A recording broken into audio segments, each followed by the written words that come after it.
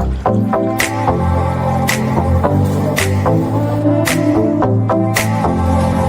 has been one hell of an experience.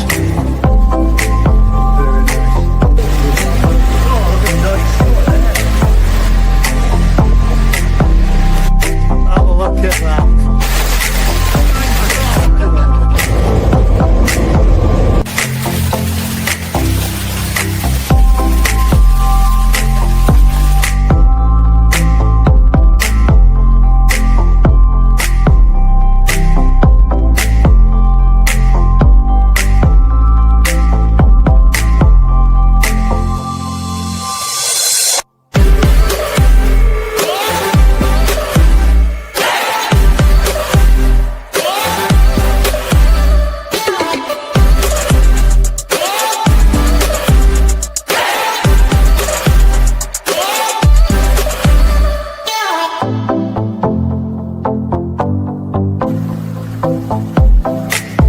Changing the garden.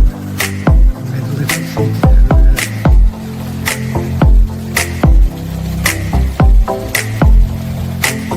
into the little bush. So you can see inside. Enjoy the family.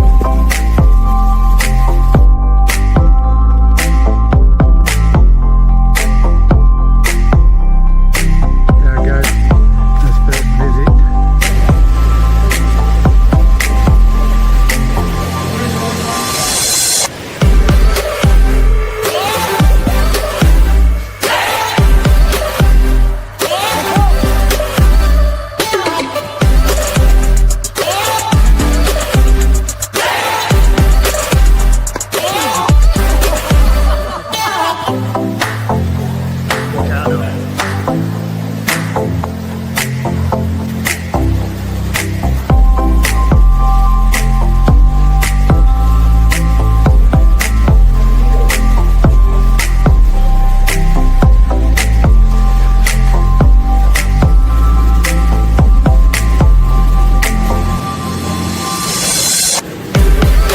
Picking up his pictures, random dude just come up. Yeah, we're getting his ticket to go back to Tokyo for the night in the hotel. We'll be editing all this to go possible. Do children. I'm with a cold sweat. Hot sweat, mate. You said this were going home with you. 600 quid, wasn't it? Oh, how much? Hey, oh, did you hear that? No. He said 600. Robin, that was a first time thing. 20 seconds. Right, if I bid again, are you going to bid any more? He's got that stonker face on his nose there. 10, 9. Well done, mate. Well done.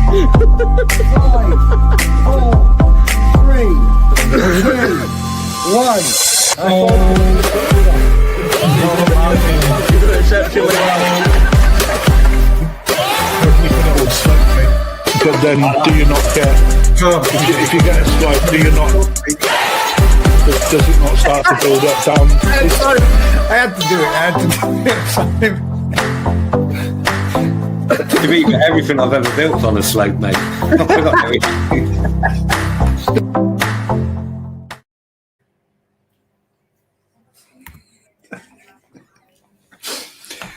Good evening, ladies and gents. Welcome to this week's GKP Thursday Night Live. Every week, man, he's got a different little message on bottom. I wasn't late, and to be fair, ladies and gents, he's technically made up for it because I think he's been sat in the back room for the last 3/4 of an hour. So he's definitely not late this evening. I hope everybody's good and had a good week up to press. You have to excuse me, guys. I am going to have to throw a pizza down my neck whilst we're doing this live at some point. I've got 4 pieces left. It's too hot to eat and it was just burning my mouth. So I were not able to manage to eat it beforehand. We've got Marco there and everybody else that said good evening and thanks for joining us, guys. Appreciate it. Evening, everyone. Mon the fish. I hope everybody's well and had a good week. How about you, Matt? You good? Yeah, good one. Yeah. Just sorry, still laughing. I spoke to Marco earlier on and I said, "Where's Gaz?" And he said, "I don't know why." And I said, "Well, he's late," and didn't click to it. I sent Rich a message to say, "Where are you to, Rich?" cooking eggs for dinner. Why? And I looked up and looked at the clock and went, shit, it's 10 to 7 now, not 10 to 8. I'd literally been sat there for 20 minutes waiting for you to join. And you've had a fresh trim. I You have. went to the supermarket, Yeah. picked up on refreshments, new Yeah. little nibbles, savouries and all, and sugary sweet things and everything, haven't you? Yeah. Sent me a message earlier on. I sent him a message saying, "Don't forget your topic. I've got one." So get back in your hole. Get back in your hole. That's what I got. Message this afternoon. No, it's been a good week. Ricky's coming and joining us as well. He said that he will be here this evening, so I'm guessing he's sorting tea out for the family.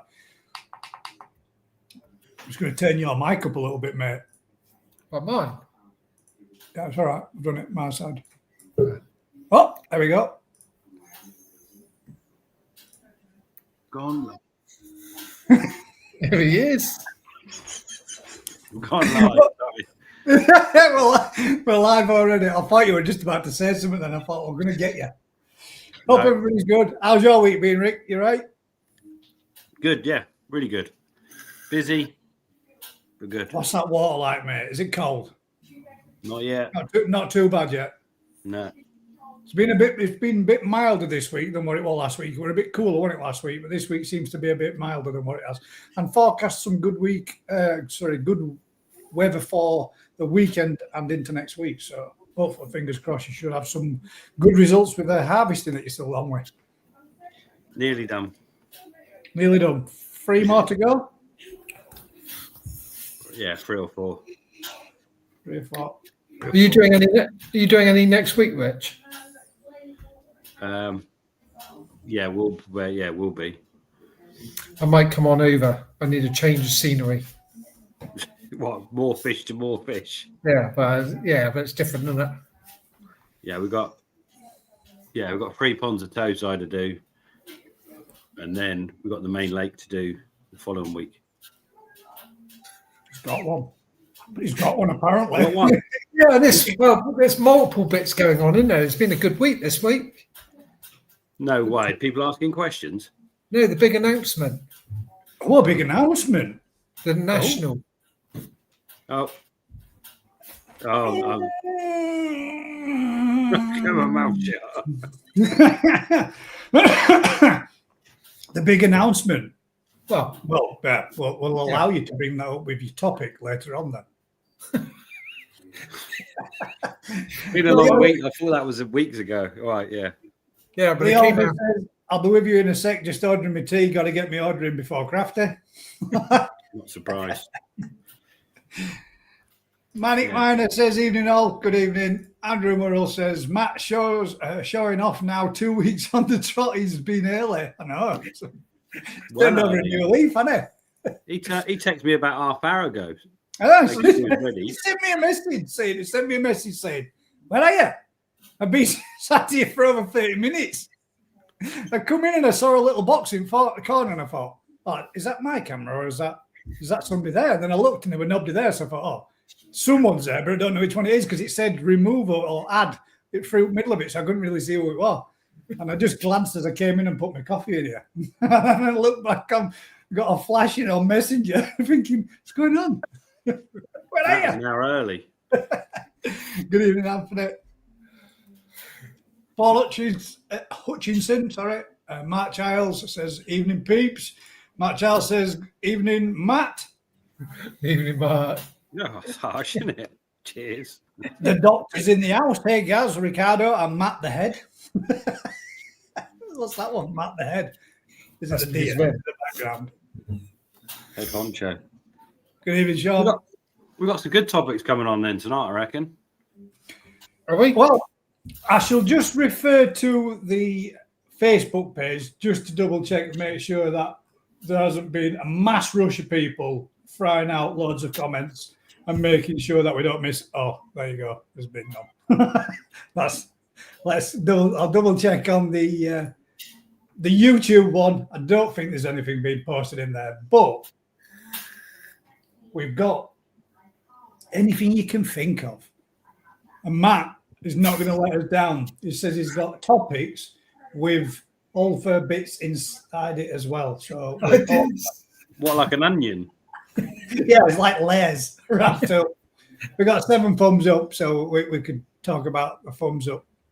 Unfortunately, guys, we got 0 topics. But when has that ever stopped us sitting here talking shit? Exactly.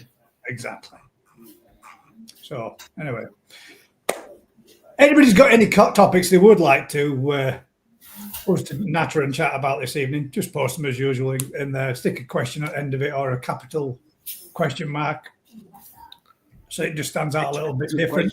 And now I know I can actually star them. I can go back to them, not miss any. New skills. Go on then, Matt. What was your? Let's start with just get straight in with your topic. The first one was obviously the show, national. Yeah, Because because that was only announced at the beginning of the week, wasn't it? Yeah, that were announced at the beginning of the week with the email that they sent out through to everybody Monday. on Monday. Yeah, with the show is going to continue to go ahead. The BKKS side of it is all folded, but it's still going to. There's still going to be a show, which is the main thing. I'm gonna.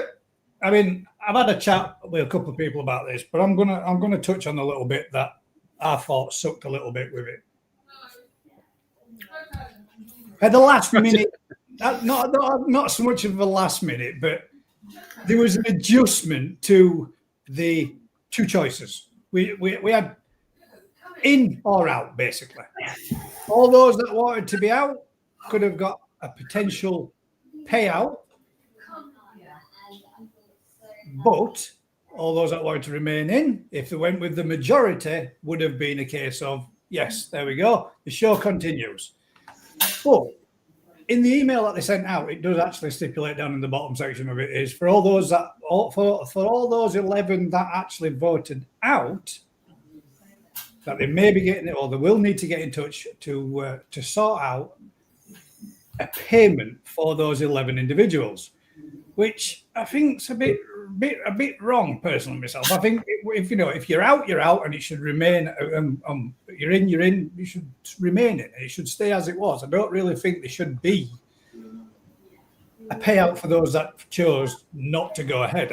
That's just my personal opinion, but I stand by what they've decided to do and what they chose to do, and I go with it. But I really think it should have been and should have remained as it was. If you're in, you're out, and that should have been just as it was. But I know they put a little bit of a change into it and made some alterations within a couple of weeks of the finalised vote going through. But the main thing is that it's going ahead and the show will continue, which is the thumbs up. And at the end of the day, we don't know the ins and outs. So exactly, yeah. I do. I was there. Well, yeah, this gentleman does. He was there. I mean, I can't really say anything. I mean, I've got an opinion on it. I don't really agree with it. Don't think it should have happened, but that's just my opinion, and everybody's entitled to an opinion. But there are people that have been members of that group for far, far longer than I have. And the only contribution that I've made is 2 years worth of payment. Now, I'm not loaded in any way, shape, or form, but I'm more than happy for that money, that revenue that I put in to go towards the show to be doing what it's doing. Now, there might be other people that have been in there and shows, I've been in a long time, but I believe I really would have liked something back out of it. I'd rather my money back. And I think they've got to do right by those people as well. But I just think it should have been all in, all out, and just left it as that myself. Main thing is the show still happens, doesn't it? Yeah, definitely. The show happening is a big one. I sort of agree with you on the money side of it. I think if you opted out that you didn't want the show to continue and you wanted your money back, then you don't join the BKKS and that's it. You're out of the BKKS. Yeah. But at the end of the day, it's one of them. Isn't it? None of us were involved in it. We don't know the ins and outs of it. The show's going ahead. We don't. But to be fair to him, Rick, and this is genuine. To be fair to him, it's hard to please everybody all of the time. You can only please some of the people some of the time. And at the end of the day, the best possible outcomes come from it with the show still going on. And that's the main thing. That's what it's all about. That's what we all really wanted to see. None of us wanted to see the show go. I mean, I would have liked to see more come from it rather than less. So the fact that we've still got that one show, that's the main thing. I think we're all missing a massive point, though. Only 11 people. Yeah, exactly. That's fucking 11 people voted not to continue the national. That's amazing, because that means 92% of people that voted wanted the show. There was a lot of people that didn't actually vote at all. Yeah, but you're always going to get that, aren't you? That's just standard. Yeah. I mean, that's the voting system, isn't it? There's those that can't be asked, there's those that can be asked, those that neither bothered one way or other, and those that have got passionate about one way or the other. I mean, it's always going to be that way, right? And you're never going to get everybody to. I mean, personally, Crafty did go. I would have liked to have gone myself, but to have to travel that distance to get down there to be able to go and be there would have. Yeah, it's just Alan drove past. So he could have picked you up. He could have done. He could have done. He does enough. I think he should pick people up on the way. Hire a minibus. Yeah. So did they not live stream it at all? No, this is the thing, mate. This is what I've said, and I'm not going to say all the conversation I had with him, but this is the thing. This is the bit I think is where, in this day and age, that meeting could have been done online. You can go to any platform out there. Anybody can get it on a mobile device. Anybody can get it on a laptop, iPad, whatever, PC, and they could have all sat there and been present for it in a virtual sense rather than having to be there. And I think they would have had a lot more people take part and a lot more, more interaction. Yeah. Go on, Graft. I know you're itching. Itch away. Well, it's like, I'm not itching, mate. For me, I think that it was handled the way that it was handled in a positive way. You've got to remember the people that are sat at the table are volunteers. Yeah. They're just normal people in a position that they probably never ever expected to see themselves in. Having to troll through rule books, get solicitor advice, look at all of these different areas that, like insurance, different types of insurance, right? How the money has to be transferred if it was, given the go ahead for the show to happen. It's like there's a huge amount of legalities involved with just normal Joe public, and there's no disrespect to the people doing it, but the normal Joe public finding themselves in a position, right? And ultimately, I think it doesn't matter if they didn't live stream it. They put out enough communication, and enough of us big mouths managed to spread the word, right? And people logged in and they voted, and they had the biggest ever vote they've seen, I believe. I think it was said. And when you look at the majority of the votes, the way that it all went towards the show, then there's still a huge, overwhelming, response from the members to say that the show wants to go on, and ultimately that's all that matters.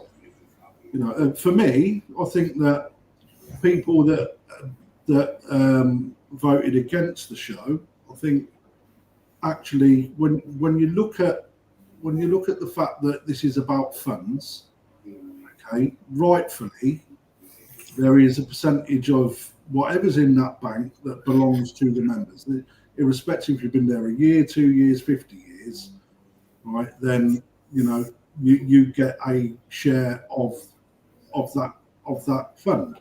So those people that got paid out, I actually think it was the right thing to do. I'm not saying it won't. If that's the case, do you not think if that's the case, regardless, if it's the right thing to do to pay out those 11, was it not the right thing to pay out the 222? Well, and just say, right, a percentage payment goes back to you, and this is the amount we're agreeing at. This is what we're saying. Let's say whatever. I don't know what it was. I'm just plucking figures out my ass here. Let's just say let's say it were 200 quid. So if we hand out 200 quid to everybody, whatever funds are left, that's going to go to then in a piggy bank, so to speak, for the show to continue. I know it would have meant that they would have had less. I think I don't know if we spoke privately or whatever, but I think the way, like I said, it's a completely new way of doing things. It doesn't matter. The money's gone over. But if you don't want to be part of it, there's your money. See you later. It's not made a massive difference to the fund that gets transferred over to the national show or whatever they're going to call it. The main thing is that people get behind it when it comes out. Yeah, there's been a fucking huge amount of work gone into just to get through this hurdle. BKKS. Sadly, I personally still believe that it's the wrong thing to happen. We should have had, people should have got behind it and kept the BKKS going, because I would have preferred it that way, mate, myself. Too late. It's too late in it. You can't. Where do you go? No, that's the way I would have preferred it, but ultimately they haven't. So when you look at what's actually happening with the show, right, there's a huge security blanket that's been lost now. So there's no BKKS to help make decisions or get things over the line. So because it doesn't exist, and normally the committee would oversee what's going on with the show and have input. That's not there anymore. So there's. It's a shame, really, and all, isn't it? Because there was a lot of experience, a lot of work gone into all that, and it's all really on it. I went there and I voiced opinion that, the committee sent out a Q&A that addressed questions or concerns that had been raised through email. Most people didn't come back with any concerns, which actually shows that they've done a decent enough job to satisfy most members. The concerns that were raised were addressed. And to be fair, those nine people could be people that have left the hobby anyway. Without numbers of voting, nine isn't a lot, is it? It's nothing, is it, in the scheme of things? Matt's already lost 2. There wasn't 11 to do, but whichever. It's one of those, though, isn't it? There was a reason it didn't work. There's a reason it's not carrying on. There's a reason to change things. Yeah, I'd agree with that, mate, as well. Yeah, I mean, if the change brings, or the change of the structure in it as it is brings positivity, then that's a good thing, isn't it? At the end of the day, we're still getting a good show. Fingers crossed. Everything will go ahead as it's always been. But a majority of people probably won't even notice a difference. You'd like to hope. Unless there is some dramatic changes that... Dramatic. I like that word. Dramatic. There's a new one. This is the thing, though. It's like, it's new waters, because the national show belongs to, now called, the patrons of whoever decided that they'd have the whoever didn't decide as a no, basically. So it's now how the committee with Matt and Ian and whoever they choose to bring on board or delegate work or whatever, that it can't just be a show. I'm a bit worried that it's just a show. So Crafty, I was asked the question that until now I'd never even really thought about the answer, was when are the memberships going to be open? If what you're saying is right, it's just a show, are they actually going to have members? Okay, so they are. I raised a point at the meeting. For me, I believe that membership should be open now. Basically, I don't know, mate. But you got the feedback on that was that there's a huge amount of work to go and do. Funds have got to be transferred. Literally the blanket's been pulled from under the feet now. And normally, the national would be well under planning way now. So they're behind. So you know, they've got to get a new committee together. They've got to get the funds sorted. They've got to put their plans into place. They've got to call a meeting. They've got to do a hell of a lot. So, you know, maybe not the first year, but maybe the second, you know. But again, I think maybe that they'll pose a question to the floor and see what happens. So is there any risk that the national won't happen 2026?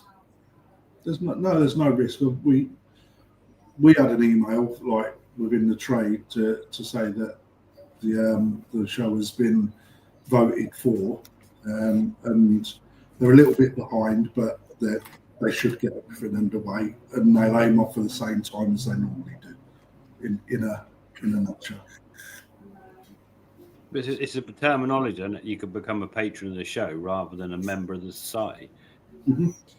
That's what it is, isn't it? You expect nothing other than you pay your membership, be it whatever, and you're supporting the show, and that is the be all and end all of that entity.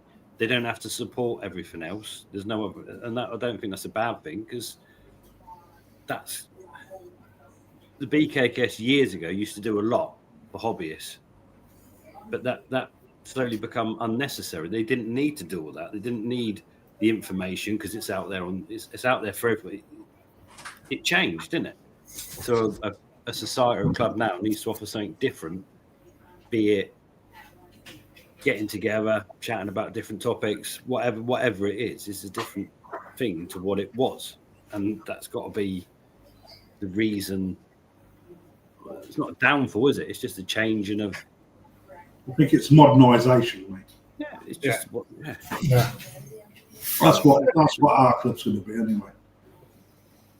I think that's something it's needed for a while. Obviously, something's wrong, isn't it? You can't get people to take over the roles. And the problem is, I think nowadays, so many people that are really into the hobby are into it in a manner that means they couldn't take over the roles because they're involved in the industry. But suddenly, where do you find those people to do it? So that rule book's been ripped up now. Well, that's what I mean. So we've now got a fresh start to turn and say, well, actually, like Crafties, what you're doing can be an entity that involves everyone, from people involved in the industry to people that are just hobbyists, to people that are YouTubers, to whatever.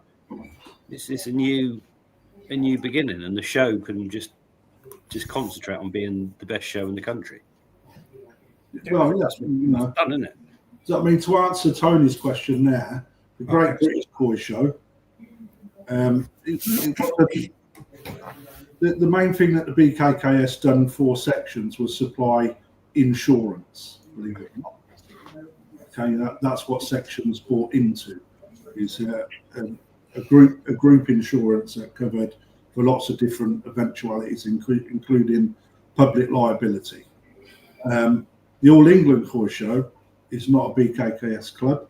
That is a standalone private show, right? So if there's anything to take away, the BKKS don't need to be involved in other people's shows per se. It's more the rules that go in. You have to buy into, believe it or not, because they're actually passed by a governing body, which allows Koi to be shown. I'm not going to go too much into that in case I make a wrong statement and cause a lot of issues. But ultimately, the South of England Koi Show did buy into or use the BKKS show rules in order to be allowed to show. So that's some of the sections are going to have to look at in order to keep showing. There's a lot of work to do across the whole of the board for sections, rebranding, renaming. There's whether or not the show will continue. Ultimately, what they've got to do is buy insurance, and if there wasn't any reliance on equipment. But I'm sure, sections will support sections and help each other anyway, because ultimately they're all doing the same thing. And there shouldn't be a competition on whose show is the best, in my opinion. A show should be a show for the right reasons, which is the hobby and the best interest in employing people. Not the way you focus on the best.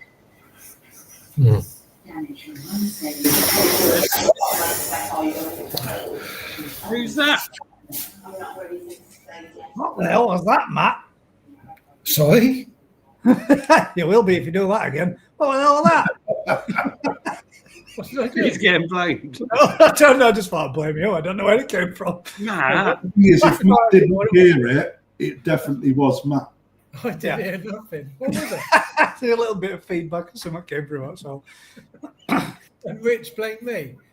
No, I did. I just go to it. He did. Big positive is, right, let's support that national show and the guys that have taken the reins and the monster that they've, there's a lot of weight on them guys to deliver. Does everybody that was in the BKKS get an automatic transfer over to the new one then? Yeah.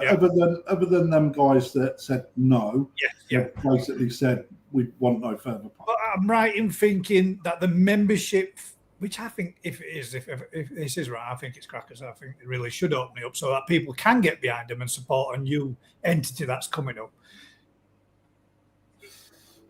Is closed till such time as they decide they're going to open up the membership again for more people to be able to join. Yeah, again, mate, there was nothing set in stone with regard to the answer. It was left open-ended because there's a lot to sort out. Well, no doubt they will fire it back down to patron members now to make decisions. There's a huge amount of work to be done with regards to how that's going to run. Until they release documentation, no one really knows, to be perfectly honest. What happens if, what for example, if people, what's your opinions in the audience? Would you want to get behind a new entity? Would you like to be able to join? Would you like to be able to become a member? So that, if there's 122 people here watching now and you're not already or wasn't already a member of the BKKS, which a good few of us will have been, would you want to join a new group? Would you want that open to the public so that they can have new members come in? Is it something that they're prepared to put out there to the public vote as opposed to just the members or the people that have been carried through? Let me play the devil's advocate and say a comment that was passed on to me was if they had to join the new national, what are they actually going to get from joining? Yeah, but it's the same old. Isn't it? Sure. It's not. Yeah, but it's the show. No, the show. The show's going to happen. The show's happening anyway, isn't it? Because you get All right, fair enough, mate. The show's happening, and they've got X amount of money in a bank account, and that they're going to put on a show. Last fucking long. But that's my point, Crafter. You only have to look at the bill of water that it costs for them, the venue, the hiring of the marquees and such. The marquees on their own is over £30,000, I think. Yeah, that's one massive big chunk. Take out the water, which is probably another 20 odd grand's worth. That's very little left for, let's say, for example, if they wanted to show the following year. So surely to God, opening up the membership and trying to get public interest to get that revenue in would be the right thing to do. So make sure that they're there and they've got the funds to set up for the next season. Again, after after this one, if it's a success and everybody enjoys it and everything goes brilliant and nobody can really tell a difference, but yet the show's still gone ahead, they're going to be almost out of funding before it comes to getting the next one up and running for the following year. Yeah. But the funding for the show comes from the show, doesn't it? The entrance through the doors, all the dealers, and all the rest of it. Yeah, but they need that. The membership is for a club that is a club. The show, the show committee can't just go, let's just call it the BKKS 2, and everyone joins, because they're not offering anything but a show. That's right. All right. Well, what did the BKKS offer other than the website? But that's the thing. They used to offer a lot. And that's the reason why I believe that people didn't join, was because they weren't getting anything back in return for their membership. Well, all right. For the devil's advocate myself, what is it that they should receive other than what they do to put on a show in the first place? What should a committee or a group or a membership like that provide for its members? what would be a teaser to get people through the door? But it, Well, it it used to depends do, on it their used to do a objective. magazine. It used to do information, a helpline, website, not the magazine giving everyone it. So it was something you could go to if you're a koi keeper and you had an issue. You could go. I'm a member of the BKKS. You would go to them and say, I've got an issue with this, that, or the other, and it was. But that slowly evaporated because it wasn't necessary anymore because you can get that information everywhere now. So suddenly you've got a change of 30 years ago. If you're a koi keeper and you wanted to buy koi and look after koi, where did you go to? The BKKS was the hub of all information. That's a good one. At least on Facebook you get free abuse. Well, no joining fees. That's the problem. That's the thing, though, isn't media. it? So you've got to change. So the show, they're probably thinking they can't be. Oh, we can't have loads of members because we're a show. We're offering nothing but a show, and a show we're going to charge everyone to come to, everyone to sell their goods at. So what Crafty's offering was his thing is a club, a different entity where you go, well, we'll join this club. It costs us 20 quid a year, and we get a newsletter, a hat, and a club A bag of Haribos. whatever it is. But And a T-shirt. Pom you've Bomb. got somewhere you go to. If you pay your 20 quid to Crafty, every time you've got a problem with your filter or your fish, you've got a phone number to phone him on. Crafty, my fish aren't very good. But Or Rick, because Rick could be a member as well. yeah, but I've dislocated my phone. Dislocated. Dislocated. Where is it inserted, Rich? I don't know, mate. But it's got no Matt's signal. also going to be a member. I'm still waiting for Gaz to send me an email. I haven't, mate. I know you ain't, mate. I know who has and who hasn't.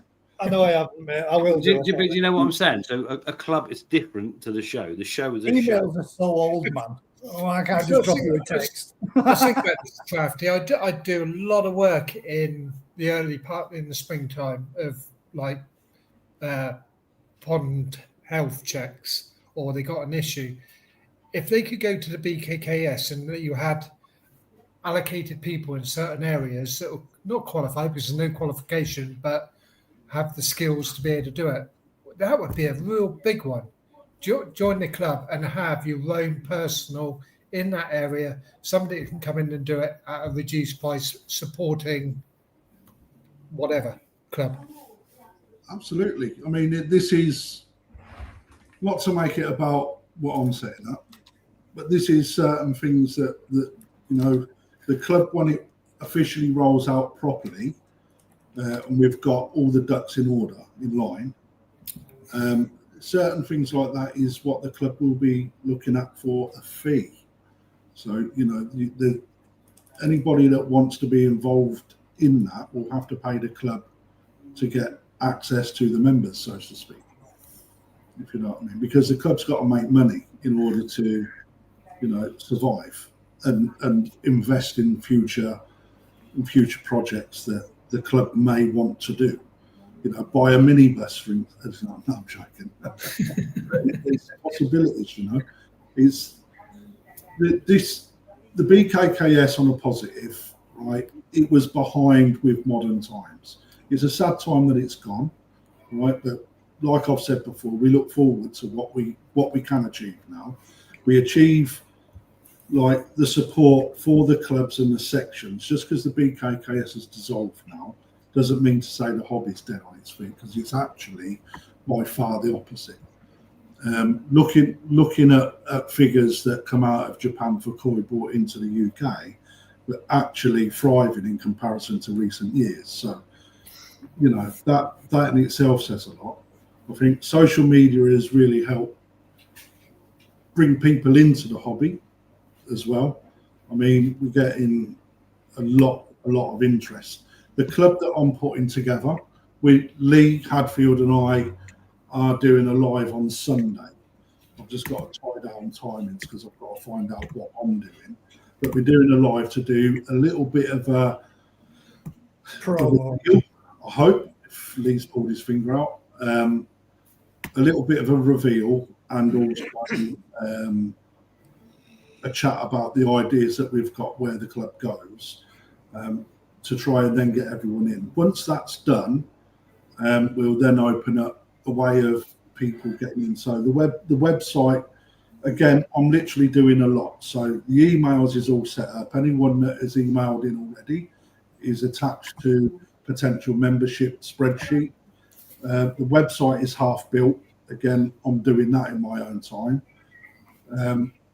I put together a couple of documentations for members. We've got Yazoo Koi on for t-shirts. The reveal is hopefully the logo, because he is designing that, and that will then pretty much, so I can't do much without branding. So I've done as much as I can in the background, and then the constitution has been written as well, and that's been looked over. So constitution basically is a breakdown of what the club wants to achieve in regards to saying, please bank, can I have an account? Right, so it's all again up and above board. So these things take a huge amount of time to get going, but I'm not going to invest my time, because it's precious, outside of work trying to do this if there's no interest. So we've had a very good initial response, but hopefully come Sunday there'll be even more. So, you know, when Lee puts his live out, and, you know, looking at the response he gets from when he's doing the auctions, you're looking at 300 people. So hopefully, you know, I'm going to have my arse handed to me when everyone starts emailing in that they're interested. But the interest doesn't necessarily transfer over to memberships as well, you know. So, you know, we're going to discuss certain topics. I think what I would like to try is to get everybody in the same room, and there has already been a little bit of that on email, believe it or not. But it is about doing what the club can achieve. You know, the fact that we're going national is a fucking huge shot. And I was speaking to Robin, who is the chair of the BKKS, at the weekend, and just some of the conversations that was made. Yeah, it could potentially be a bloody hell-bent thing, to be perfectly honest, because a lot of strong personalities get involved, and then you end up being somebody that's more of a referee, like sorting out problems and that's what I want to try and avoid. But the whole point of what Susan's saying there is the problem. The BKKS got so big that it couldn't do anything without a whole process of meetings and going through the whole it was just tied by its own old Red school. tape. It's tight, isn't it? So if you start a new club that's got more an open rule book, as it were, then you're much more free to do stuff without putting it through a committee just because we want to change size 1 at the national to do this or to do that. It's Rich, you answered the question back along when there was conversations about having the dealers facts. How many years did it take to get that through the committee? Long time. Yeah. And things like that under a new banner can be almost instantly decided, right, that's what we're going to do. And I think that's going to be the difference from the BKKS to the new show. It could be something as simple as, the end of the day, you can have all your membership that have got an online presence. They've all got an email address. So every time you want to change or amend a rule or amend something or do something, you have a little vote. And you've got 48 hours to respond to the vote. If you don't, fuck you. You've literally got yes or no, whatever. The majority have voted. We're doing this. We're going to Amsterdam on our trip on the minibus. Yeah, I'm coming. Yeah, but this is the sort of thing, right? We can arrange to actually go across the pond to different shows. Yeah, you know, like in Holland and whatnot. You know, if there's a group of you, let's make it a small busman's holiday. You know what I mean? There's little things like that you can't do unless you're part of a club. Unless there's just two of you want to go on your own, which is fine. But if you want to be in a group of, but that doesn't necessarily mean though, Crafty. That's the That's the beauty of a club with an open book, like what you're wanting to do, mate. Two people could meet each other in that club and go to the Holland meet. Absolutely. And go there representing the club because they've Put the t-shirt on. Exactly. So there's nothing to Sounds say like that couldn't be done with just 2, 3, 4 people, whatever. Tony's put in there with the bronze, silver, gold smacks class differences to me. Well, does that statement not do exactly the same? I understand where he's going with it, but ultimately, I don't think it does, though. It doesn't. If you look in the modern society, if you buy a bronze, that's your entrance level. If you buy a silver, it means you've got a little bit more and you want to give a bit more. If you buy gold, it means that you really want to be behind it. And not only that, you're there to support them and you're going to add more funds to do so. But you get a little bit something from that.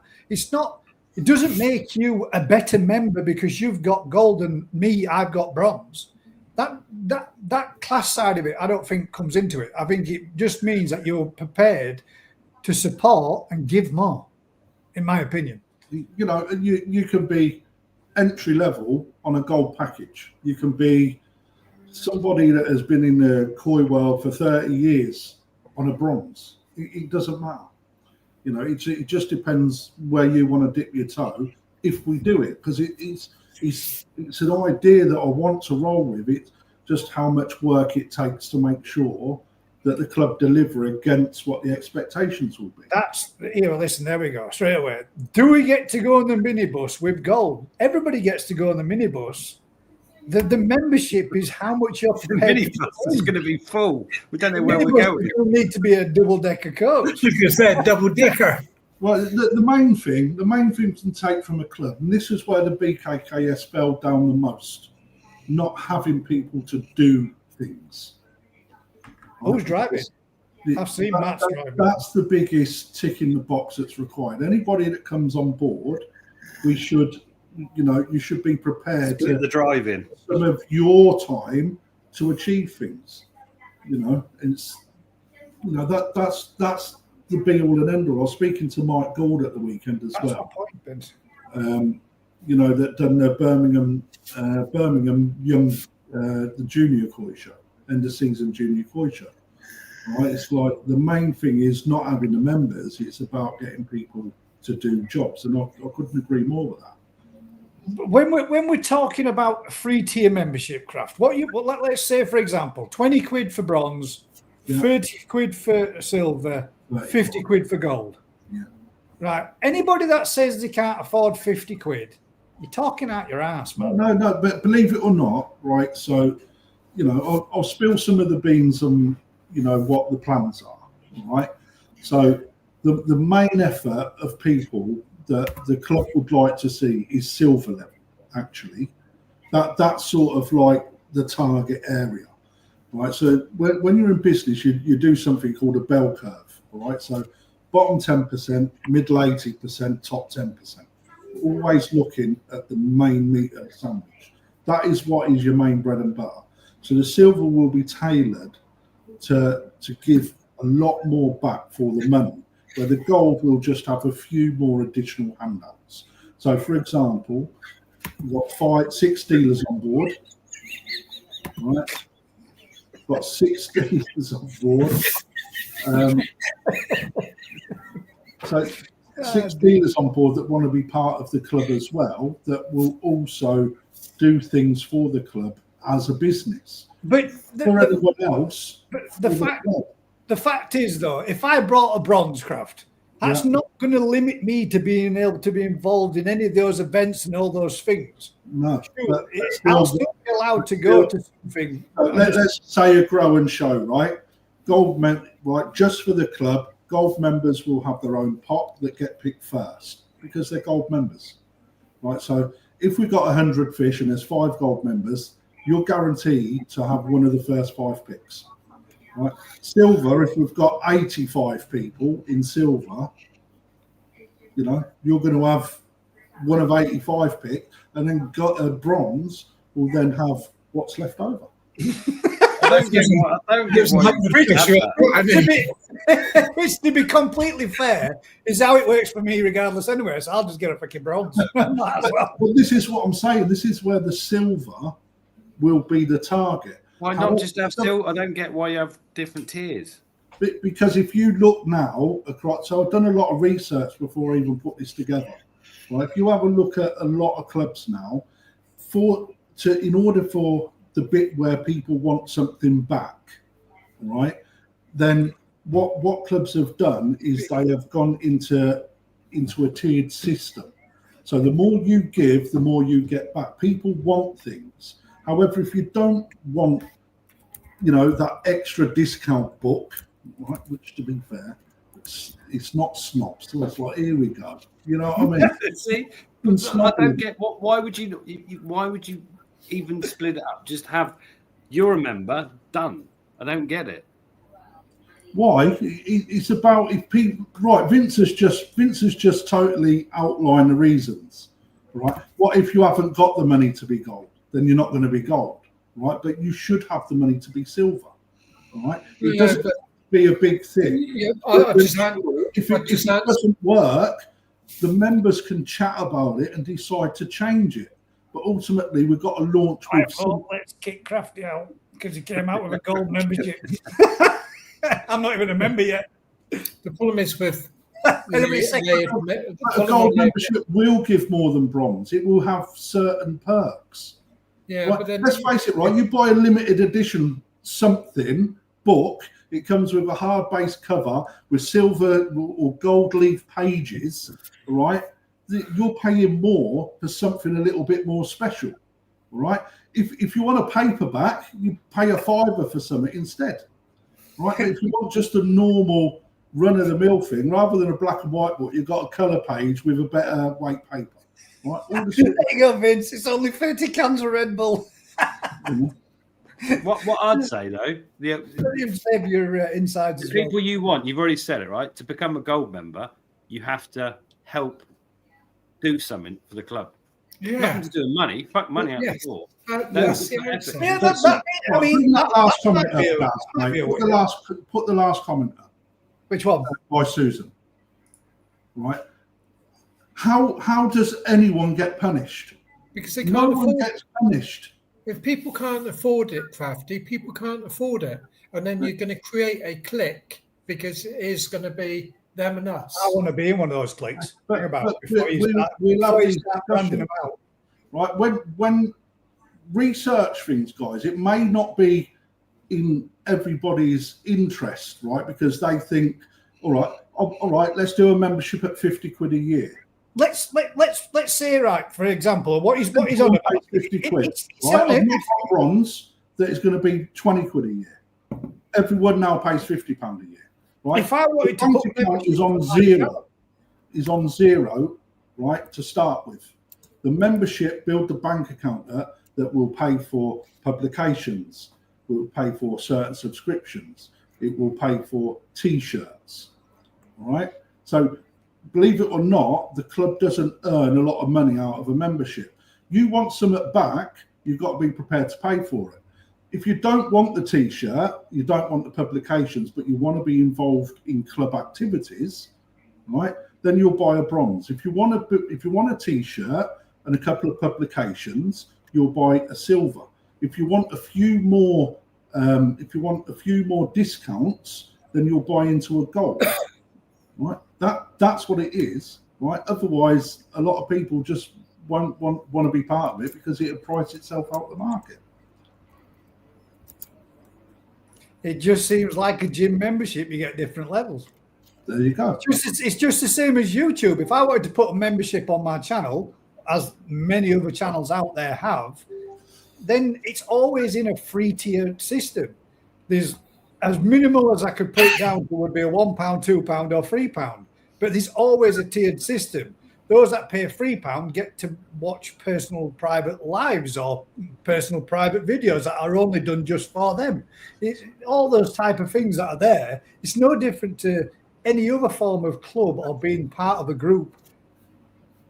But down all these societies and groups, what's the biggest thing? You've already said it, Crafty. It's not the BKKS had shitloads of money. It's nothing to do with money. It's to do with getting people involved to do the jobs. Yep. People that get involved to do the job should be the highest tier membership. Yeah. Yeah. So come and help us. Come and give us your support, and you'll get that membership at the gold tier. But again, when the club starts, right, there's a lot of people making a lot of noise in the comments that haven't even emailed. They don't want to. But that's the point. Stop. If you want to be part of it, email it. You will become part of it. You will have a voice. Opinions will be noted, and then there will be discussions and votes against what the club want. It's just me launching something. I will not be running it forever, right? It will be moved about so people pick up jobs. That's how the clubs work, right? Because believe it or not, like I said, I've already put hours in to launch it, to get it to a place where we can actually create something. Look at this. There's no pound levels at the gym, just your handicap. Long time since Gaz has been in gym. I might have been a long time since I were in gym, mate. I'll still pan your ass all over. There we go. At least we've got some debate on it. Absolutely. And the platinum members are those that help. Membership level with a discount for juniors. Okay. That's cool. That's your vote. Blue Peter badges. First 50 members will get a founding member t-shirt as well. How many are you up to now? Lots of people don't want to participate but want to be in a club. What happens is you encourage those that want to participate with rewards but still leave it attainable for others. There you go.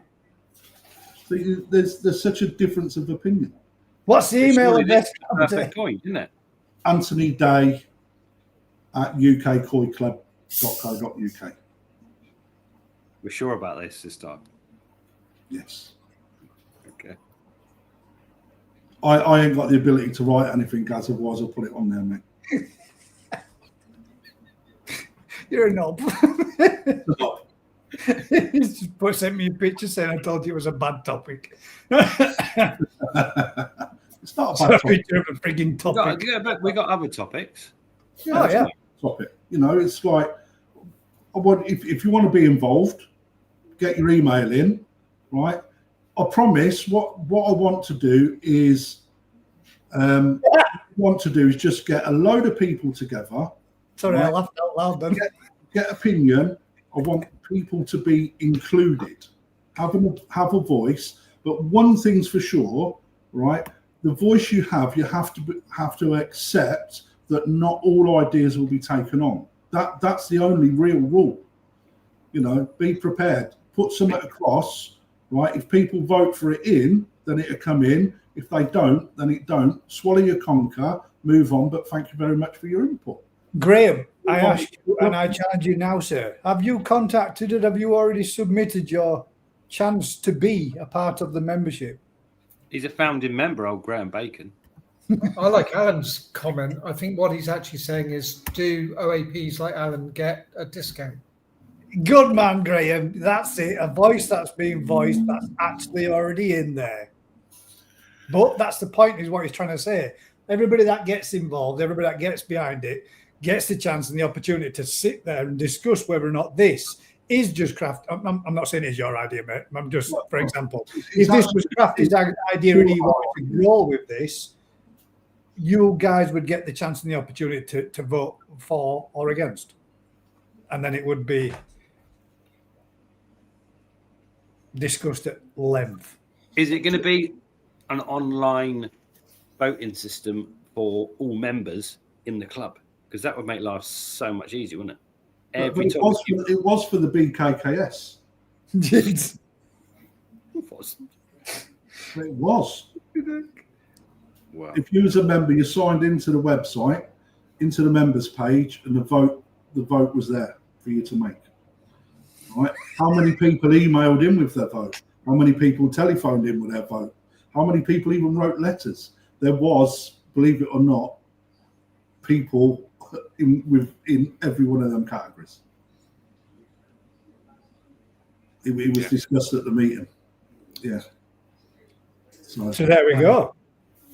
So, guys, don't forget that on Sunday at some point, at some time, there will be a live with further more details about this, which will be done via Mr. Hadfield's channel, I guess, yeah? Or your channel? On my channel. We're streaming to both channels. Streaming to both channels. So Double prong in it. yeah, don't forget to tune in, guys. Any idea what time? Well, I've got to work, mate, so...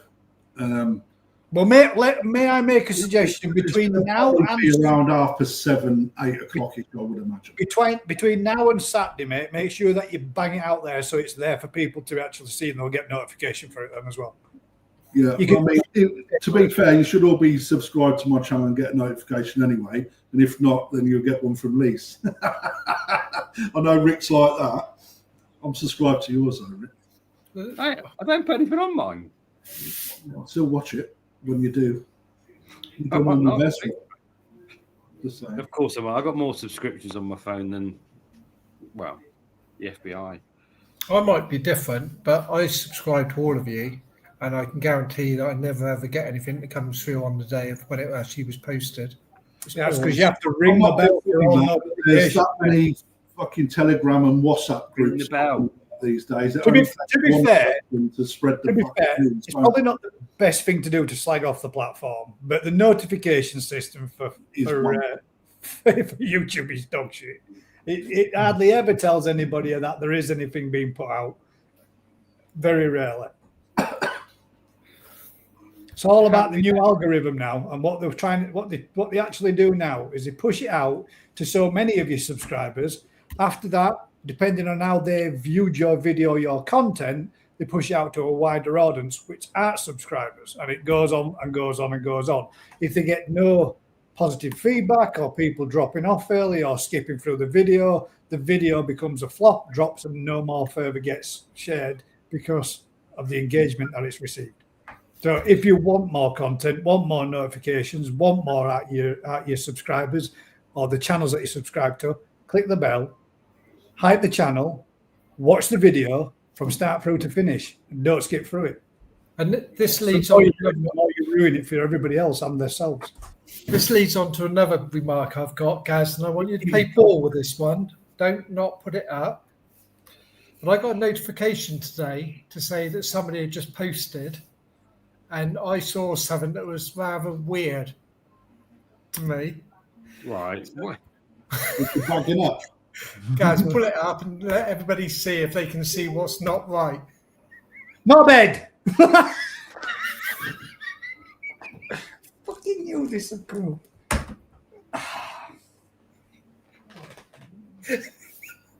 I did actually read through the comments to see if anybody else had mentioned it, but nobody had. But I saw it. I know, I saw it too. I just didn't want to waste a box and do. I hate you. I knew this shit had come up. I knew it, and you're such a Mate, you notice there's only one person that ever looks for it. I will show it, guys. I will show it, guys. I will show it. It was my cock-up. At the end of the day, It was your what? my cock-up. You're a Who wants twat. it then? So Ezra, don't look. I did a short today, guys. Right, and I may very well have made the box up the wrong way. But at the end of the day, when I turned the box over, split the tape and reseated the bag back in and put it down, bearing in mind I'd only got 60 seconds to get all that bit into it, I didn't really see the point, nor did I want to waste a £5 box to redo it again for the likes of Matt so that it was the right way up. Sorry, guys, I just Really saw bad, it. mate. chuckled. Does if you watched throughout, you actually see that in the next clip, the box is the other way up and it's the right way situated. What, the fish is upside down? Yeah, you pick up poor little bugger all night. He's going to be sat in that box upside down. You weren't the only one that pulled that one, mate, either. You weren't the only one. Let's just say that. Well spotted, someone. There you go. What's That's how like the else, fish guys? went out. That's the main thing. There you go. So anyway, another topic. Well, let's drop off this one, shall we? I've got another one. Picture on its way. Oh, All right. for God's sake. If this is another one, I swear to God, Matt. All right. Oh, what's this one about? It's a new topic. New topic, Matt. But there's always a debate, isn't there, about the certificates for the fish? I thought it was one of those fake or not fake ones. No, but when you got Can we get that bigger? I can't believe it, man. What's wrong with that? how does that? Well, you've got to cut it into 20 slices and have a piece for each customer that buys one. Exactly. That's what I just don't get. That certificate is for you as a dealer to show that they're authenticated by whatever Oyakoi farmer. How does that even work though? When you're It saying doesn't, again, it's just proof that certs are bullshit, right? I just don't think that. Fish look like showers from here, but it says they give them in a sagi. Saggies. From the size that I can see, they look like little showers. And you know, Summer, the picture that you've got is a sample as well. It's not even a fish. Are those supposed to be asagis? Yeah, but they don't look like asagis in the picture. I just think But things yeah, like that's that. not a customer certificate, is it? That's They're, just they're Giasagi, mate. good as Right. So what's the topic with this? It's not a topic as such, but to me, I just don't It's a like the discussion certificate. The certificates have always been a bit of a bone of contention, isn't it? Of certainly on the blank certificates. But how I mean, does just sell them all together as a set. yeah. But then you've got to identify that every single one of those fish that are in the picture are the actual fish that are on the certificate, and you've got them in the bowl. They're not. Have a look at where They're it says samples, noted. it says on it. 50 samples, pieces so of that's 15 to 18 sample. It's just to certify that batch was from that XYZ, yeah? Well, Not even that batch. This is what you could be getting. That's only a sample, right? Never buy fish from a sample photo. That's the rule. Yeah. Good topic, Matt. Mate, To be fair, we can go through hours, 10 minutes.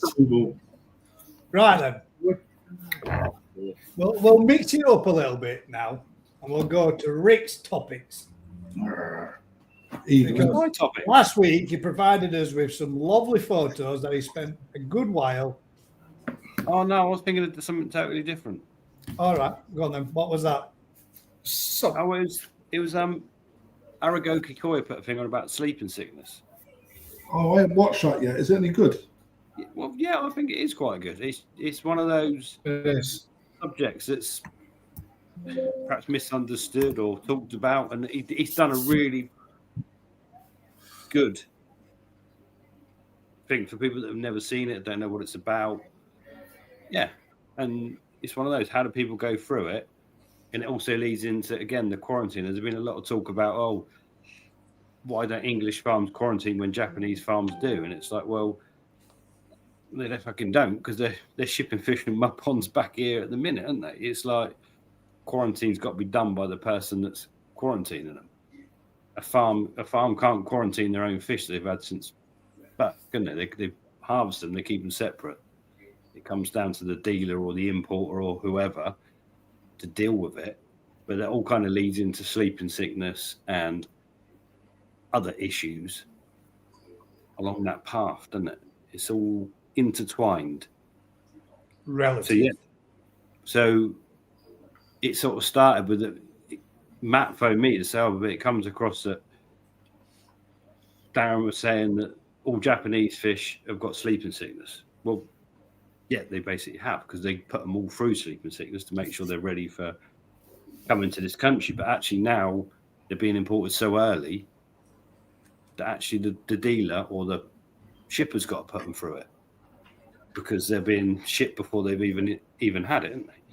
I thought it was sorry, Rich, to jump in, but I thought, only from what I've heard, that in the past it was less that the Japanese were doing it. It's more so now. They've always done it. They've always done it, haven't they? Sorry, goes back a little bit, but it's still funny. Nice one, Diggs. But if you go back 20 years ago, the Japanese wouldn't even entertain the thought of shipping Tosai. And now people buy them, and they sell the fish earlier and earlier and earlier, so they've got less time to put them through the process of toughening them up. Which is the best time to do it, Rick? As Tosai or older? Well, at the end of the day, the time to do it as a breed or a facility is when you've got the fish in an area where you can control the temperature and control the salinity and control the environment. So there's no better time or stage of age, like, you know, Nisai. Not really. You just do it. Whatever. When at the end of the day, if you're a farm and you're putting the fish out, you're breeding them and putting them out as fry, you can't do it out in the ponds. Yeah. So when are you going to do it? When they come back to the facility? It's got to be when they come back into a facility where you're in. You've got. But now people are buying the fish to the point before they can do that. So it comes down to that breeder understanding that where they're going, understand how to deal with the fish to toughen them up or whatever. And it's almost like our biggest problem was we sell fry and we sell young fish that have never seen it. They're naive to it.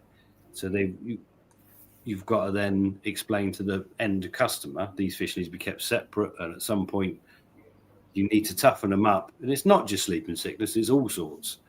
They've got to be able to live with before they go into a pond of fish from 20 different farms from all around whatever. So it's when that's done, people want to buy fish that young, then they've got to deal with that themselves at some point. Obviously, we deal with it ourselves when we harvest all the fish and we're putting them in much more intensive systems where you can control things. That's when you would generally introduce other stock to them to then get them to settle down and deal with that, so they're then sellable through the shop to go to people's ponds. The problem is we used to produce fish that we basically had seen nothing. They're as sterile as they could be, which is great on one hand. Yeah, it is a super clean fish. But as soon as it goes into someone's pond, what does it do? It picks up 3 or 4 different issues and goes to shit. With the stress event of already being moved to a new. They're already in a stress. They're in an event. They're going to a new environment, new water chemistry, and their immune system's seeing nothing. So they're going to hit an environment where they're going to see 5 different things, different bacteria, different viruses, different parasites. You just can't sell a product. It's not a viable product to sell to people, is it? No. So you have to put them through an environment where they get used to people, used to a smaller environment, used to being bold, netted, used to seeing different stresses on the immune system. So you've got a product you can sell, which is what the Japanese did. But obviously, people buy fish. If people are going out and buying Tosai now, they're coming from the mud ponds and people are buying them and shipping them back. So it's a different scenario, but those fish should all be being dealt with by people at this end or wherever they're going that can trigger it, through a process of toughening them up, aren't they? They're going through, you know, if you bring a batch of Tosai back now, you've probably got to put them through sleeping sickness, deal with costia or white spot or flukes, multiple issues that by the time they come out of it in 6 weeks, or you're ready to sell them in April, whenever it's going to be, they can go to someone's pond and be as parasite free, but have seen stuff and strong enough to tolerate going into that pond. They're not just going to go. So like chicken pox parties in the 70s. Then, so when you bring fish in, how many of those batches? If you had 10 batches of fish from 10 farms, how many of those fish would you need to use your knowledge and experience to get them through the 6 weeks quarantine? Every single one of them. And this was my point. They all pose different problems quite often. Yeah. I mean, I don't know how the fish are exclusively from Coda. Or did you have fish from Coda exclusively? Man, I can't tell you who's what's or what's what. I wouldn't want to say yes if we had, because I don't know. Fair enough. I brought back some Coda Tosai already. They're in the shop. week in now, they've just started to go with sleeping sickness. So, but I know that they've already had sleeping sickness strain back in Japan. Right, so they're supposed to be fairly hardy to it. But they weren't by the time they got here. They didn't go down hard or heavy, but a few of them clearly hadn't come out of the sleeping sickness cycle, and you could start to see them going after a few days. So, it all depends. But you fish from Otsuka, Tozai, they don't even get treated for or put through sleeping sickness. Right, Miyatora fairly strong. It's a week in. Not even a week in yet, are they? You can get it. No, but after 3 days, 3 days for me, from what I've seen, is the point that some fish will start to show it already. Believe it or not, it's like if they're not up and about, I'm throwing them this or in. Right, you're getting the treatment. I want to see if you're going to roll over, and then deal with, like Rick says, the environment going forward, because they come into 0.3 salinity anyway. The ponds are only at 16 degrees or 18 degrees, dependent. And then I'll just let them settle in, and then start bringing the temperature up. When you start bringing that temperature up, that's when you start to see the swing. So that's how I deal with it. 0.6 half dose of Alfrex. Be prepared for a heavy bout. If you get a heavy bout, it fouls the water. That sickness really fouls the water so bad when you've got like 80 to 100 fish in a pond. They're all excreting so heavily that it stinks to high heaven, and you've got to really keep on top of that environment. Otherwise, you'll lose fish, and you'll lose them quickly if you don't. So, I'm just going to touch on this one quickly before you go any further. Si, you stole my topic. Literally the question I was going to put to the group. You've already come up with it, mate. Nice one. But that was exactly what I would like to discuss tonight. So we'll go back to it, mate. As you were. What was that? You was about to say something about sleeping sickness. Oh yeah, no, but mate. So Aragoki Corey Downs video is superb for the fact that it's brought back to more. But and I think the point is, also we all talk about it, and some people think they know about it, or whatever. But actually, it brings it right back to basics again. To what to look for, showing videos of how the fish behave, not getting caught that it could be a parasite problem. And if you weren't aware of it, you would think it's something perhaps worse than it is, because it will. If you've got your fish at 15 degrees and they go down with it, and you don't salt them, and you know what you're doing, you will kill. You could think it's a real horrendous disease, and that yet the Japanese have dealt with it for donkey's years without losing a fish. So it's one of those. It's a killer in a certain environment, but it's as easy to deal with as anything else in the right environment. But what I loved about Darren's video was the mention about the quarantine tank, how important it was. And yeah, in most cases, if you're unlucky to have secured a fish from somebody that hasn't quarantined properly, you definitely need that quarantine tank, because in your own pond, you ain't going to pull it through it. But that's the problem. And We've also got fish that react different ways as well. Some fish will not even show a sign of it, right? As if they're... That's kind of variety dependent, isn't it? So absolutely. Yeah. Asagi just cruise, don't they? They don't tend to have an issue with it.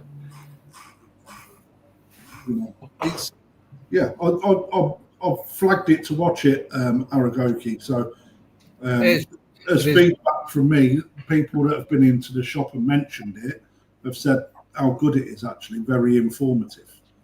I haven't heard it, so I can't put any comments on other than the feedback that I've heard. So, it's interesting from your point of view as well. It's like, for us, sleeping sickness is just one of them things that you deal with, right? We have to, because for me, I don't want to be selling fish that turn upside down in people's ponds and cause them a heartache. Yeah. Right? And any reputable dealer's the same, right? So, we do it to make the fish, like Rick says, healthy and strong, to give as less issue as they possibly can when they go to their new environment. So, You know, it's really important that we stick on top of it.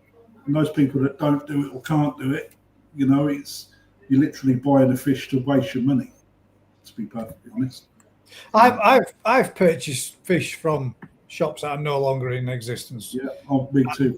And I've had them where I've put them in with my pond for the first 2 or 3 days, perfectly fine, and then next thing you know, boom, they've gone. They're rolled over on the side. You walk up to them, they shoot off, and then they're hanging funny in water, and they're not start to lose a little bit of weight. But for somebody that's got an unheated pond, yeah, same you're as that. screwed, man, because you can't really do no. But you're right, Matt. If you had somewhere that you could put them in a smaller pond as a quarantine system that you could heat and maintain that with salt, it's now an easier. You know, now I see it work and I know what needs to be done. It's something. But back then, I didn't even know what the hell that was. You know, something when I first got it quite a few years back now, I bought a little kahaku, mate. It's like a proper, like that fish. It's only a little 15 cm thing, but the pattern on it was absolutely, to my eye at the time, was I really like that fish. Right, a character, and then next thing you know, there it is, unheated pond. So what do you do? You sit there. I sat there for hours, like running it under water, trying to flush it. There weren't no parasite on it. It was nothing. It's like, what is wrong with this fish? You know, it's like, try your hardest to try and save it, but then when I researched into it, the only thing I could find at the time, there's now quite commonplace that people are aware of it, and that's because of social media. The weird thing is, though, Crafty, not every fish will come down with it. No, that's right, mate. Because I've got. The important thing is how they come out of it, Gaz. Yeah. Right. One thing that I learned last year is that what Otsuka fish they were, that they got to a point where they looked really strong, up feeding, active, normal behaviour. Take them off start bringing them down off the heat, wean them off the salt, take the Alfrex out of the water. So, you know, just running a clean system. Next thing you know, 3 days later, there's a few more just starting to go again. Here we go again. You just have to keep it going. You move it doesn't fill the bath, Craft. That's right. I put an Ezra to bed. You know, when you know, so you get to a point like, I mean, so many of them fish still look good and strong, and then you've still got 15 fish that, you know, look strong, but then they're not fully out of the whole process. You know, it's so you have to react to it so differently with every single pond fish. You know, the Yoshino fish, they started to go down last year or earlier in this year, but within a week they was done and dusted, all strong, all pushed through it, no issues. It was the same with some of the Otsuka fish that we had, like the Akamatsuba special order. Right, it's like 120 little Akamatsuba in a tank. Like, you see them go, in goes an eye, you see it whoop over 3 days later, boom, done, strong, out of it immediately. Yeah. You know, but the year before, I had, I think, 12 to 14 weeks of trying to get them through it. See, well, I spotted some. Well, it'll have been the beginning of this year, and I went and told Andy and said, "Well, man, this is what I think it is. Come and have a look, see what you think." Yes, mate, it is. I think they're just starting. They're just starting with it. We'll let them come out, and I'm like, all right. Well, he said, we'll let it come out a little bit more. We want them to go a little bit further yet before we start to treat them. And within 2 to 3 days, when they were all back to normal, and you could see it. You could see them change, and you're thinking, shit. And there's a smell to the water too. And you thought, oh God, that's when rank. You get a heavy dose, it's really bad. Yeah. And then the fish within 2 to 3 days were completely fine again. And I was quite surprised by it, to be fair. It's interesting what you said about letting them get it, because it's the same with the birds. If we find that they got one of the parasites or one of the viruses going through them, we always want to make sure that they've got it and it's full blown across the whole of the pen, because otherwise, if you treat them early, you could end up having to retreat again for everything. They don't have that full immunity to it, and you can see them go back down with it at a later date. So why is it that's well? I mean, most people will know that, follow my channel anyway. The little lemon arawaki that last Christmas I grew on in my tank. It was a tiddly little thing like this. And that little lemon arawaki was hatched at Daz's Koi Farm, picked up from there, brought here with a couple of others and banged in my tropical fish tank.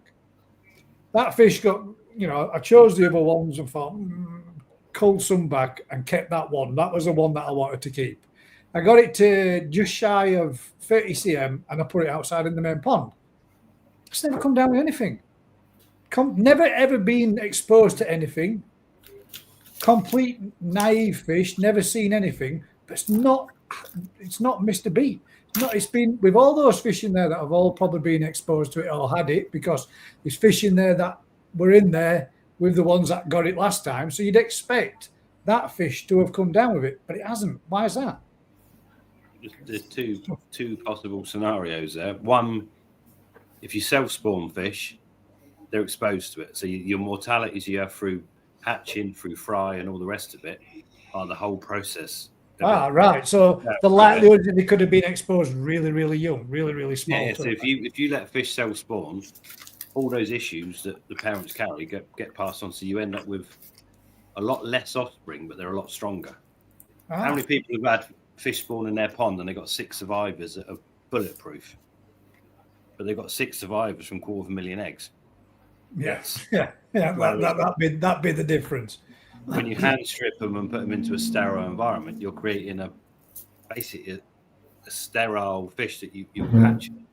Survivability is off the scale in terms of numbers, but then at some point those fish got to start meeting pathogens, or in an ideal world, if we were only koi farm in the world and we could produce them sterile and everyone's ponds were sterile, great, there'd never be a problem with that. Yeah, but it's not the world we live in, is it? No, it's not. We're supplying fish to people that have got fish. Almost everyone we supply has got fish from Japan, but they also quite often have fish from other English farms and other sources around the world. So they've got to meet whatever they're coming across, don't they? And if you do that with fish that have seen nothing, all right, you might get away with a chagoy or a shishui or something that's pretty strong genetically. They're strong as it is, but other varieties, no chance. Yeah, wow. Oh, look at them.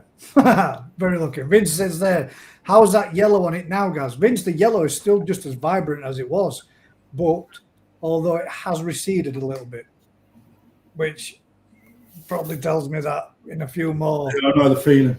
In another 12 months, it may turn into a very nice platinum ogre. But it's still just as vibrant electric yellow as it was.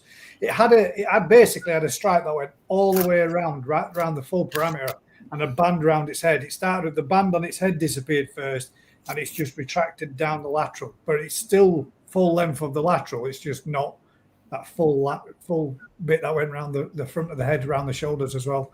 But yeah, still just as yellow though. Yeah. Put it back under heat and grow it again. See what happens. I've been tempted. But made me wonder if I'd have left it to grow with less heat, if it might not have retracted or lost as much as it did. But I don't know. For those of you on the panel, do you import yourself or do you use transshippers in order to bring the koi over to the UK that you have selected? Both.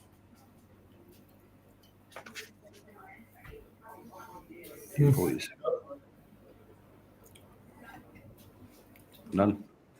No. And might be both. Yeah, both. Let's go back to Simon's question. Well, there was a couple over further up as well. But well, hang about. We'll go just quickly because this one's just for Rick, and it'll be a fast one. Oh, come on. Okay. Dr. Krempers, a question for Ricardo. If you could breed any koi that you haven't already, what would it be? And can a koi breeder develop a Ginrin Tancho, white body, and a black spot rather than a red one? Rick wants to do a butterfly. Oh, that's not like one question. Would that not just be Tancho Shura? No, well, because it's a white. No. The problem is that the red spot's something that is quite common in goldfish, and it's quite a common thing. The red spot on the head. Think of arandas, think of goldfish. It's the red pigment around the head, something that naturally wants to occur. Black spots around the head don't naturally. The black pigment tends to be in the body, not in the head so much. So that would be a bit of a nightmare. Producing, yeah, I think you're just talking to Vince, mate, with his snow asagis. There's limits. You can only work with what you've sort of got, can't you? And yes, anything's possible, but why? I don't know. Would they be particularly popular? Would they? I don't know. What do you mean? What haven't already breed?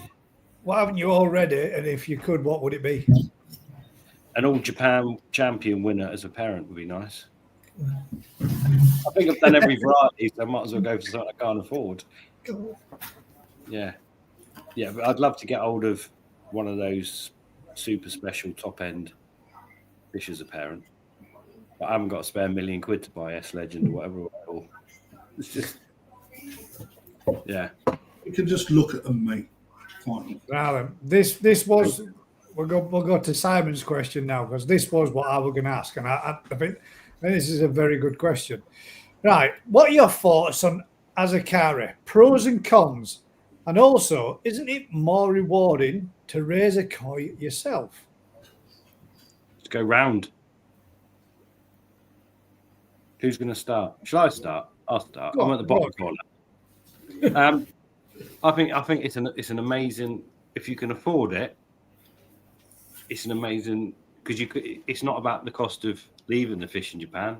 It's about the cost of buying a fish that's good enough to leave in Japan. So it's not cheap, but the best place for that fish is going to be generally with the breeder. I mean, it's certain people like Simon have got a heated pond, feed sake akari, and those kind of people can grow a fish well. But for most people, if you buy a 25 centimetre toast that's amazing and put it back in the breeder's pond that's coming out as 50 centimetre each side, with the breeder's care, it's a great experience, isn't it?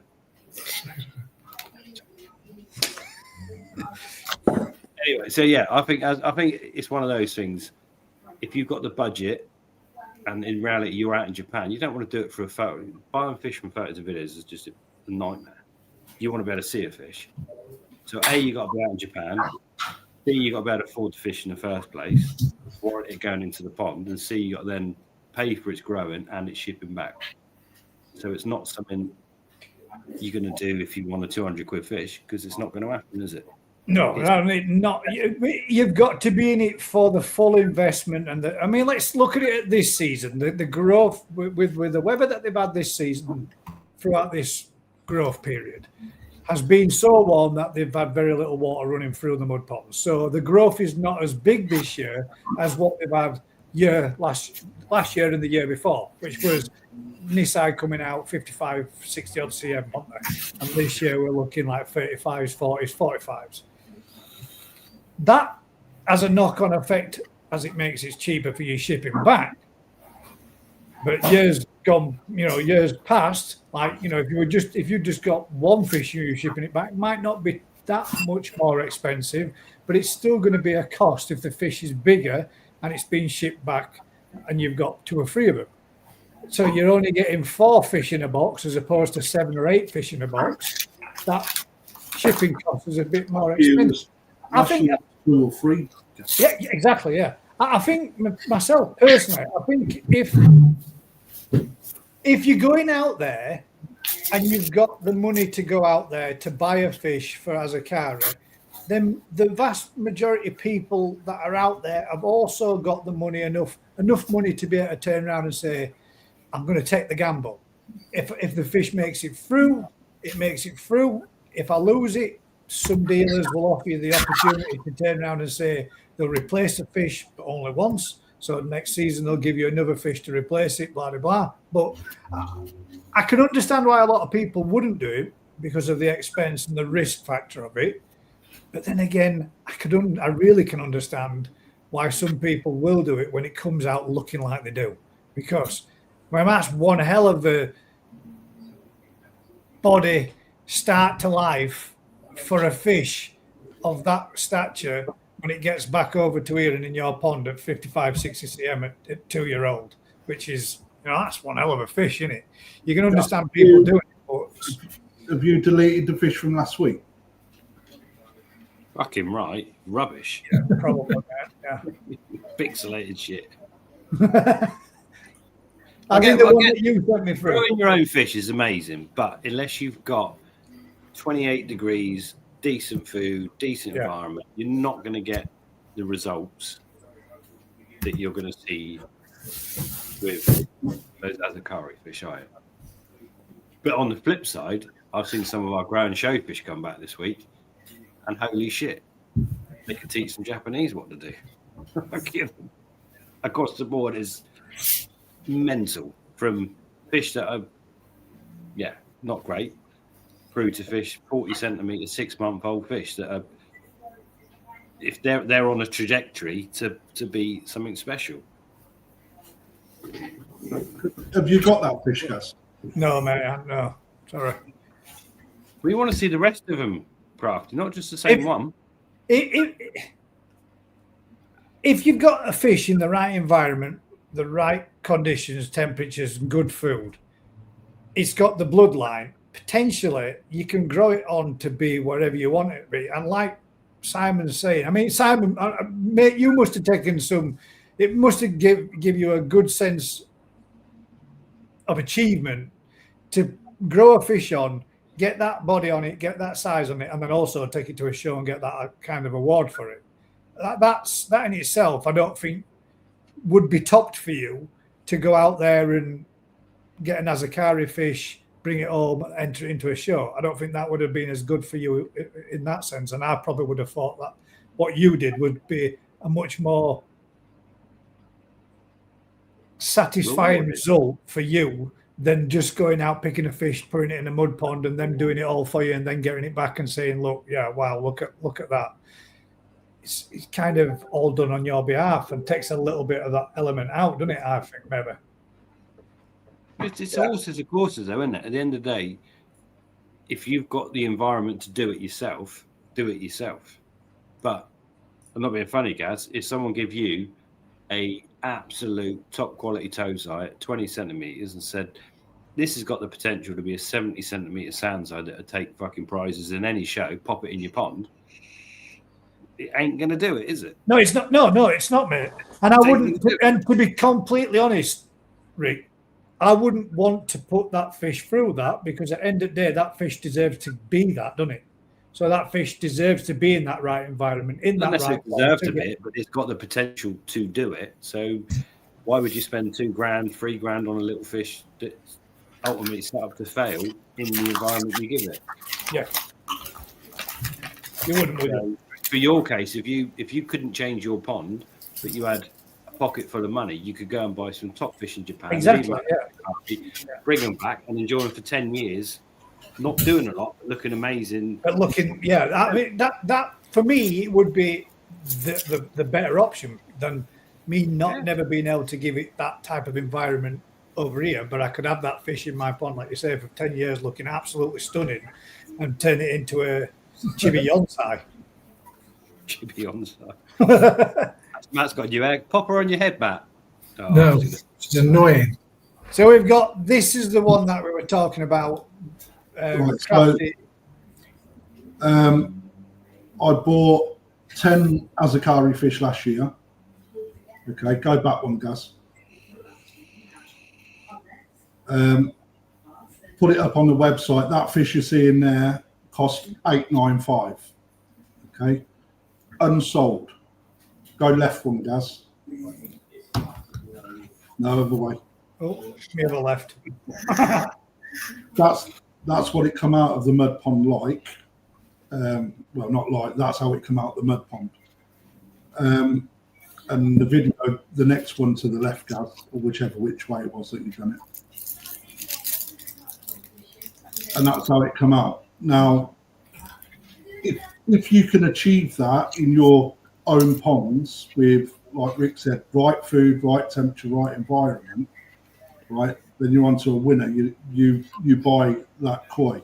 So the fish that I put up, this one being 895, believe it or not, cost me 895. Every single koi that I put up at the price points they were on the website were actually sold at cost, right? And I didn't tell anyone. This fish has gone back to Yamaguchi has pulled up. Out of the whole 10, he has bought 3 of those fish back off of me because 3 of those fish turned out absolutely on point. One of which is actually using as a parent fish now because it structurally was that good. So again, he said he wouldn't. But he also saw that potential, Crafty, first because you picked him from that pool of that vat of those selected fish that he wanted to put out there in the mud pond because he's seen potential in them to do well. Yeah. So basically, the deal that I had with him was to have a selection of fish from his already selected koi, to go back into Azakari. So again, the pro is that when something comes back looking like that, you've hit jackpot, right? Not all fish come back looking like that. That's the downside. Some fish that Yamaguchi had this year failed to hit 40 cm. Some fish didn't body up, right? So again, the risk is there. However, in my opinion, if you can afford serious money, give it the best start in life and allow the breeder to do its job. But again, I took the gamble. So the money that I spent on those fish without Azakari come with no guarantee. So if there was a cormorant attack and all 10 of them fish are gone, right, then you lose your investment. You just got to suck that up, haven't you? Because it's unfair to put the onus then and the pressure onto the breeder that doesn't really actually need to sell you them tozai. He's going to put them into a mud pond anyway, right? Because that's his selected fish that he wanted to grow on, right? You've just done your selection, bought them off him. Now he's then got to try and keep them alive and give them the best life. You can't always achieve that. So, for me, I've done a deal with him now that next year, right, I'm getting another 10 tozai that are being bought and Azakari'd for the price of a fish. So what does that mean to me? That means to me that actually every Nisai that's coming over now didn't cost the business a penny. Are you selling them for nothing then? Absolutely, of course I'm not. Right? I told people when they went up, right, that price is a banging price. One person took me up on it. Nice one, Colin. Absolutely bang on. It wasn't Colin. Was it not? I thought it was. Sorry. He actually bought it 6 hours before that pond got pulled. 6 hours before, otherwise it wouldn't have been sold. And then the price leaps. So that other video that you showed, Gaz, that was the remaining fish coming back. The one I wanted, Crafty, you wouldn't sell me. You said you were keeping it. Well, it was a gift from Yamaguchi to me. So that's actually in that bowl still. The one with a bit of tail missing. Yeah, so that's the one that is at 3 o'clock now, facing out. Middle fish. Right, it's the one in the bottom left corner. The body on that looks absolutely insanely good. Which one was it, Crafty? That was. If you can pause it, I'll put the hour on it. So the one that was gifted to me was the one that's at the bottom. That's that one. That's the one that had a big chunk of his tail missing. Yeah. That's the one I wanted, and you wouldn't sell it. I'll sell you it now if you want it. It's no good now. It's got a full tail. Right, so in the future, in the very near future, we are putting a competition out, 99p a ticket, for one lucky winner to win or choose whichever fish they want out of that bowl.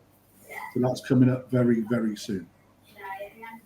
And just waiting for individual photos to be posted. Right, so Now then, if you were going to go with one, right, just out of curiosity, would you go with a kahaku or would you go with a sankey, Rick? Me? no, Rick, you go last. Gaz, what would you go for? I think I'd go for this this middle sankey, mate. Me. Cool. What about And you? I'd go for the Sankey smack in the middle. That one. Yeah. Okay, I'd go kahaku every day of the week. If you look at the body lines on the kahaku, they're a lot stronger than the sankey. But sankey, you know, are a little bit more of an elegant fish anyway. For me, Nice, that one. yeah, that's it. It's a cracking fish. I want to have a look back at what we chose actually on the video, but it's going to take me a while to find it because I think the one that was my number one was chosen as a parent fish from Yamaguchi, I think. Which would you go for, Rick? I think the kahaku down the bottom. Yeah, but This right. one. Yeah, Yeah. that's, I can't really see it because it won't move, but fucking built like a mate, if you'd have seen them before this video, they were so sedated that 4 of them were upside down. But yeah, I am super chuffed with the results, you know, and it really shows what can be achieved. But there hasn't been lots and lots of brilliant results this year, you know, in hindsight. But that's life, right? That's part of. Yeah, I mean, it's the gamble, isn't it? That's what there is an element of gamble to it. And up north, Coy, which is Simon Si says, I guess it's what you want from the hobby.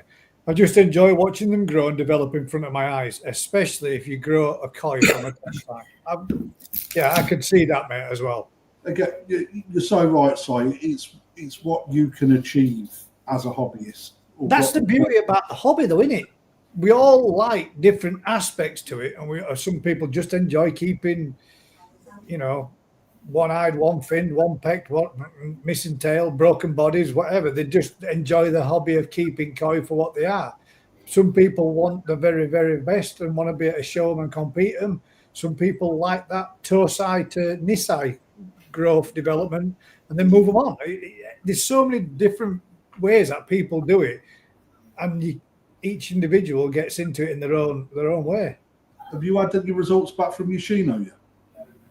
No. Ryan was there a couple of days ago. I did message him, but I haven't heard back. But the point is, to grow a koi, if you're going to spend, say, buy 2 fish as a kari, you're looking at a couple of grand. Period. That's what you're going to be looking at to buy them, overwinter them, ship them, whatever. To run a pond to grow 2 tosai through to nisai properly, it's a couple of grand in heating and food and whatever. So it swings and roundabouts, isn't it? Yeah. You do it yourself and watch it, but you've got to put it. You can't do it cheap. You can grow koi cheap, but you're right, Rick. I think if you was to actually break down how much heating would cost, how much food you actually put in to achieve them results, right? You've probably spent that same value.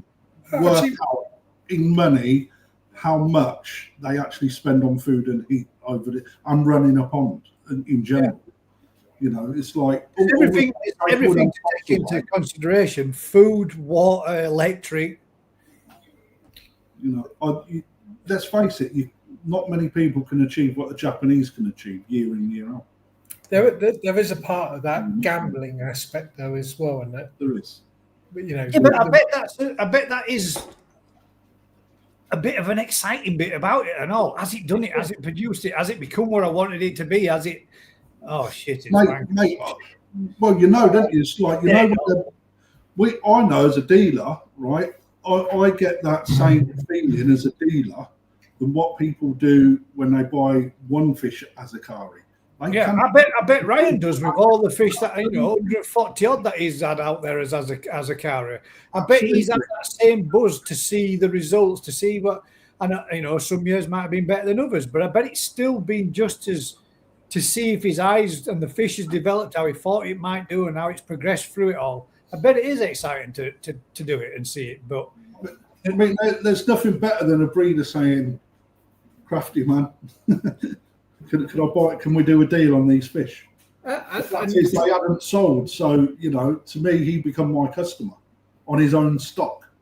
And Crafty, I think what you've actually said is a really good point as well, because there's going to be people's out there that have got in the back mind, you buy an Azakari fish, are you actually going to see that fish if it turns out a blinder?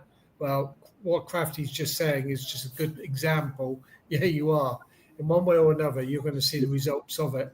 The Japanese, 99% of them Japanese, mate, they're not there to screw you over. They're the way they are as people, that they're by far head and shoulders above what the English are like.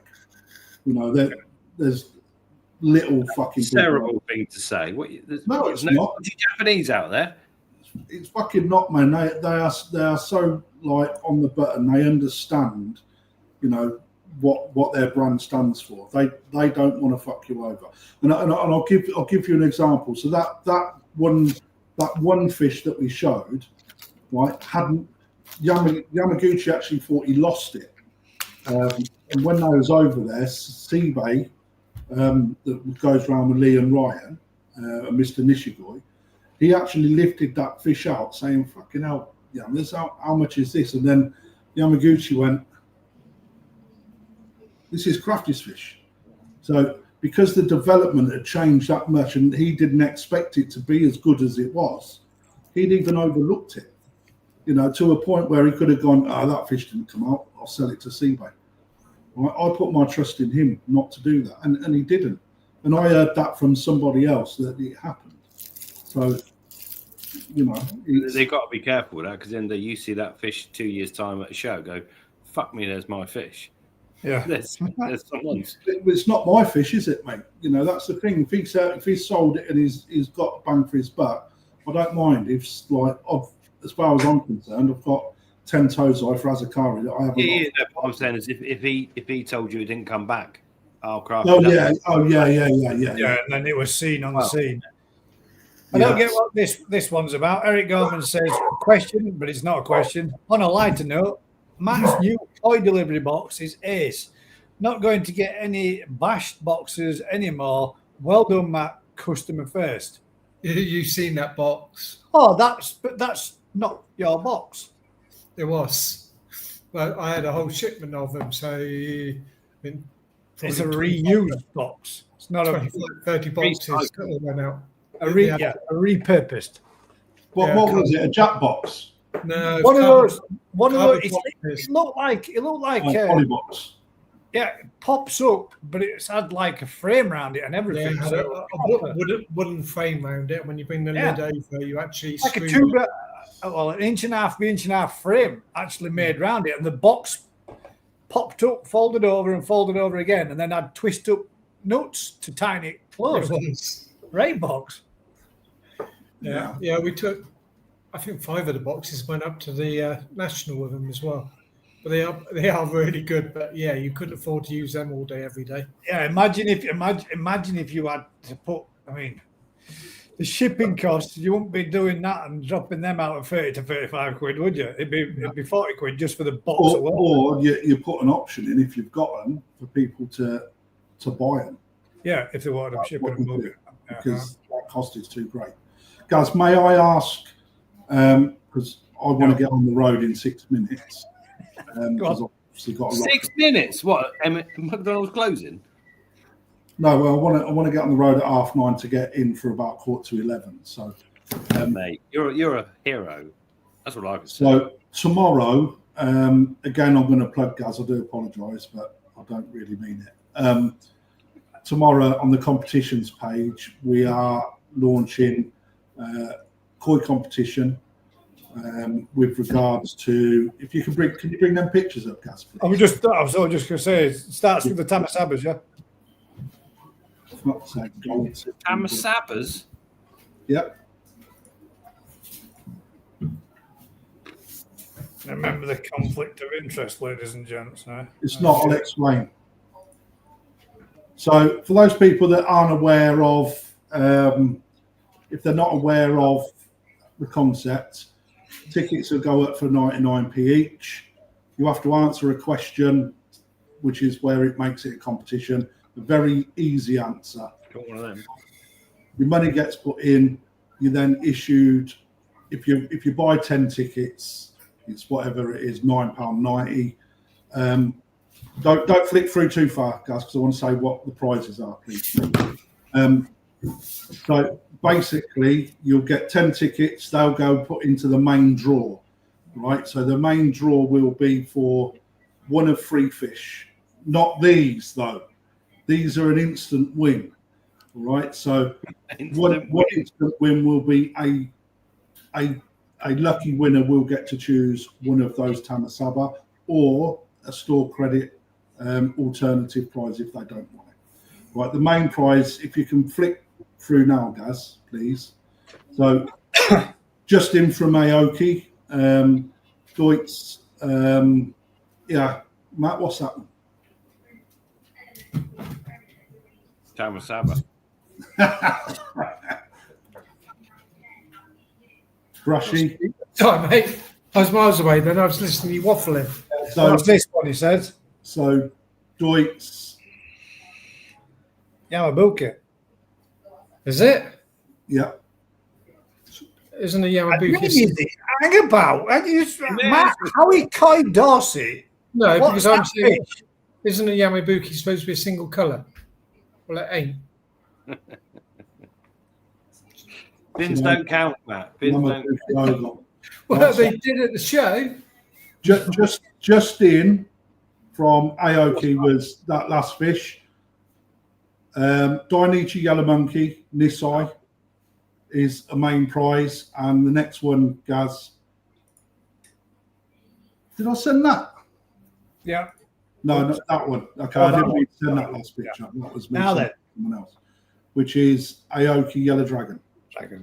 Okay, so the winner will get to choose from those 3 main prizes. Okay, on top of that, instant wins within that competition as well.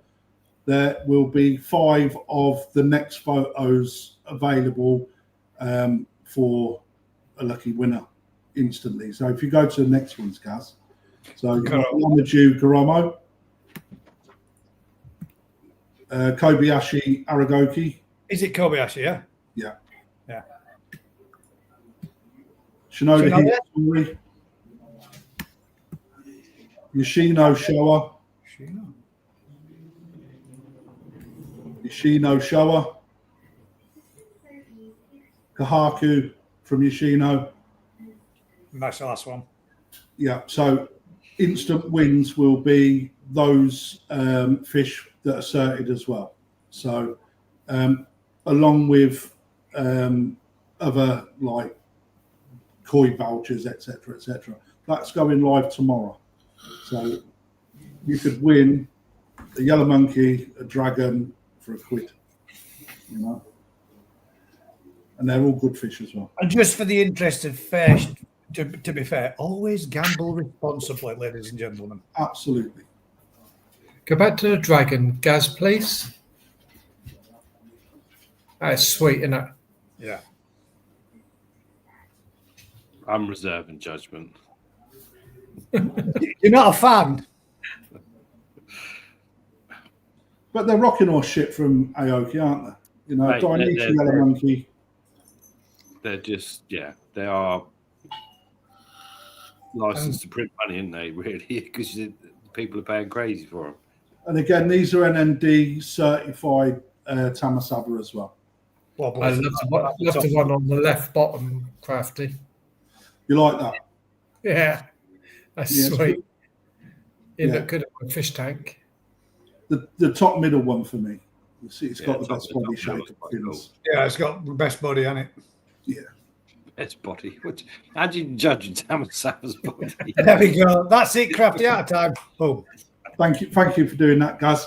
Guys, I'm going to love you and leave you because I've still got a lock. I knew this was coming. I knew it the minute. I just said I wanted to be leaving at 9:30. I've got 6 No, minutes. not meaning that. I meant that. Look, guys, name the scalation on the Yellow Dragon. Wait, it's 3 weeks ago now you had that homework, Gaz. I still don't know it, man. Crap. Sorry, Mr. Yeah. I've even sent you Crap terminology. scalation, that's what it is. Crap. I've even sent you the terminology. You have.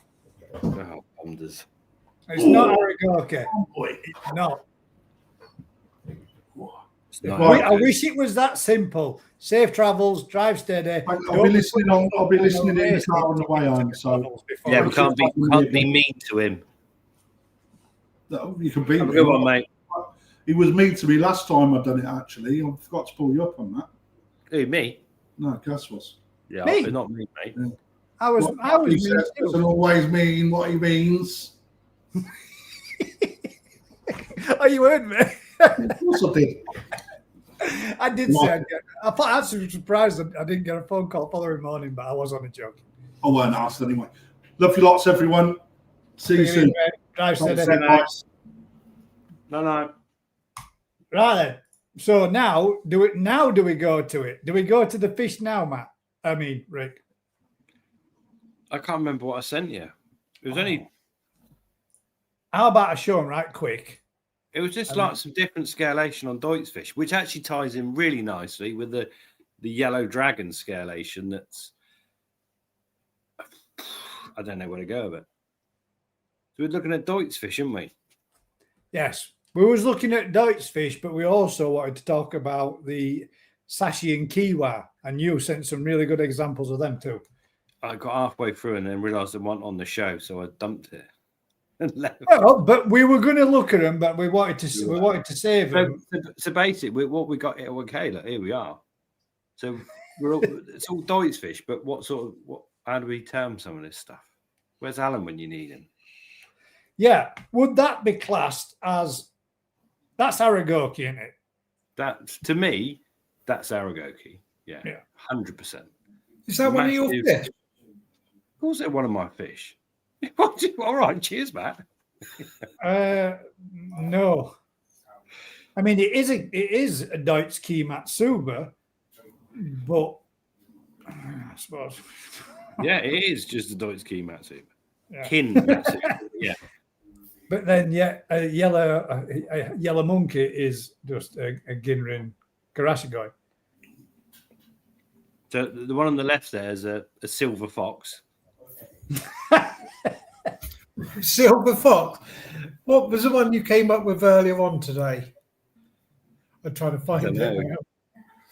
What was it you called it? Oh, the new line, the bald eagle. The bald eagle. Bald eagle from the unknown supplier or breeder.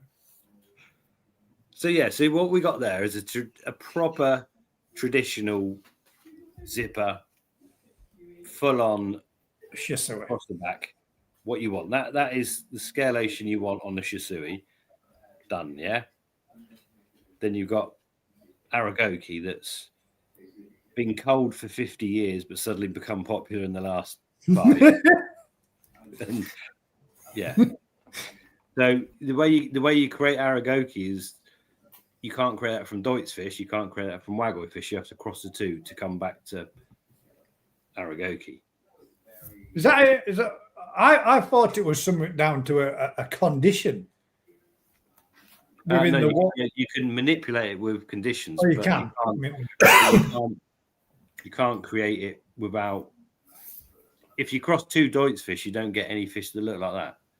And if you cross 2 Wagoi fish, you don't get any fish like that. You have to cross the genetics. A Wagoi with a Deutz. Yeah, to a point. And then get.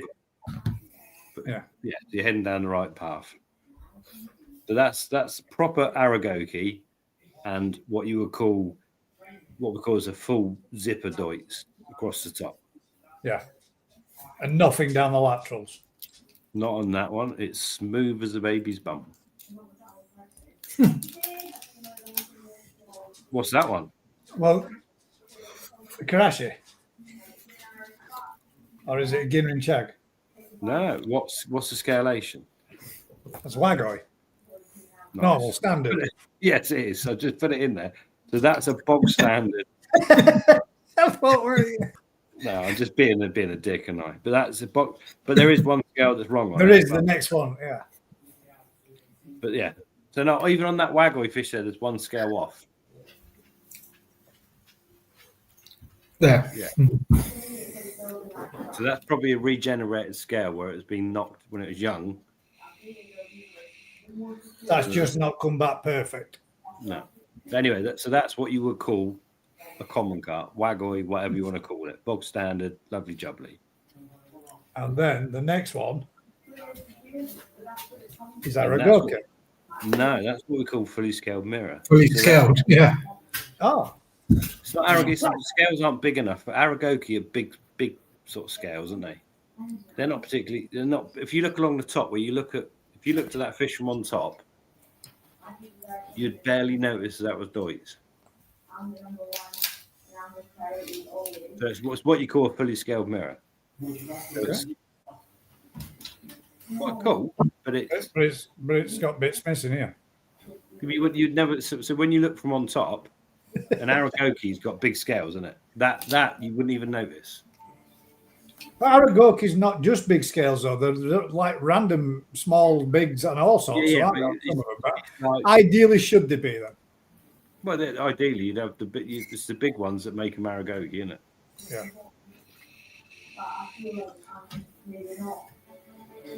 That's not the same fish. No. So, right. Is that your version of the golden corn? Yeah, but that's an Aragoki. But so this has now got bigger scales that are random, but it's got the colour, the Kanoko effect so you can see it in the heart of the scale. Yeah. Same Love fish. It, I hate it. Top down. See, we'd have sold that as a sea grade fish a few years ago for peanuts, but now it's worth loads of money. Yeah, now it's worth triple the value of anything that comes out with normal scalation. I know. I'm thanking Ryan, message Ryan for this. Stop. But Aragoki again. No, you see, this is what we used to call like the armor plated stuff. So this is like the original Deutz. All right, so like to go back to the German Deutsch scale. Yeah. Is that because the Deutz bit is going cleanly along the top of the fish bit? No, yeah, but it's the front end, the big scales at the front end. They look like they're, say, armor plated. They were, when we used to do them years ago, people liked them, but they were frowned upon from any proper hobbyist because they are. Well, this is like what Alan said, isn't it? The Japanese have spent decades perfecting the perfect scalation, and Gaz likes them all stripped back to Deutz. Yeah, but this is kind of.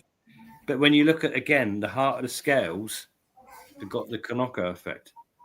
Yeah. If you look around the shoulder and whatever, the center of each scale's got like the reddy brown, and the back end of the scale silver.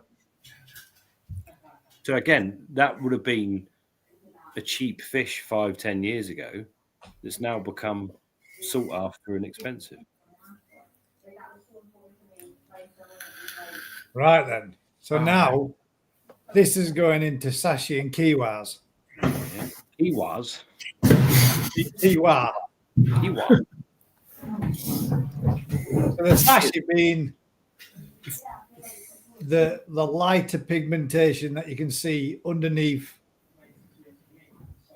what will eventually turn Saroju white over the top of it. What was your phrase that you used, Gaz? Was it yours that you were talking about with the sashi and kiwa? No, it's not mine. It was what Lee Hadfield said. The sashi is easier to remember because it's at the start. So your S would be the sashi.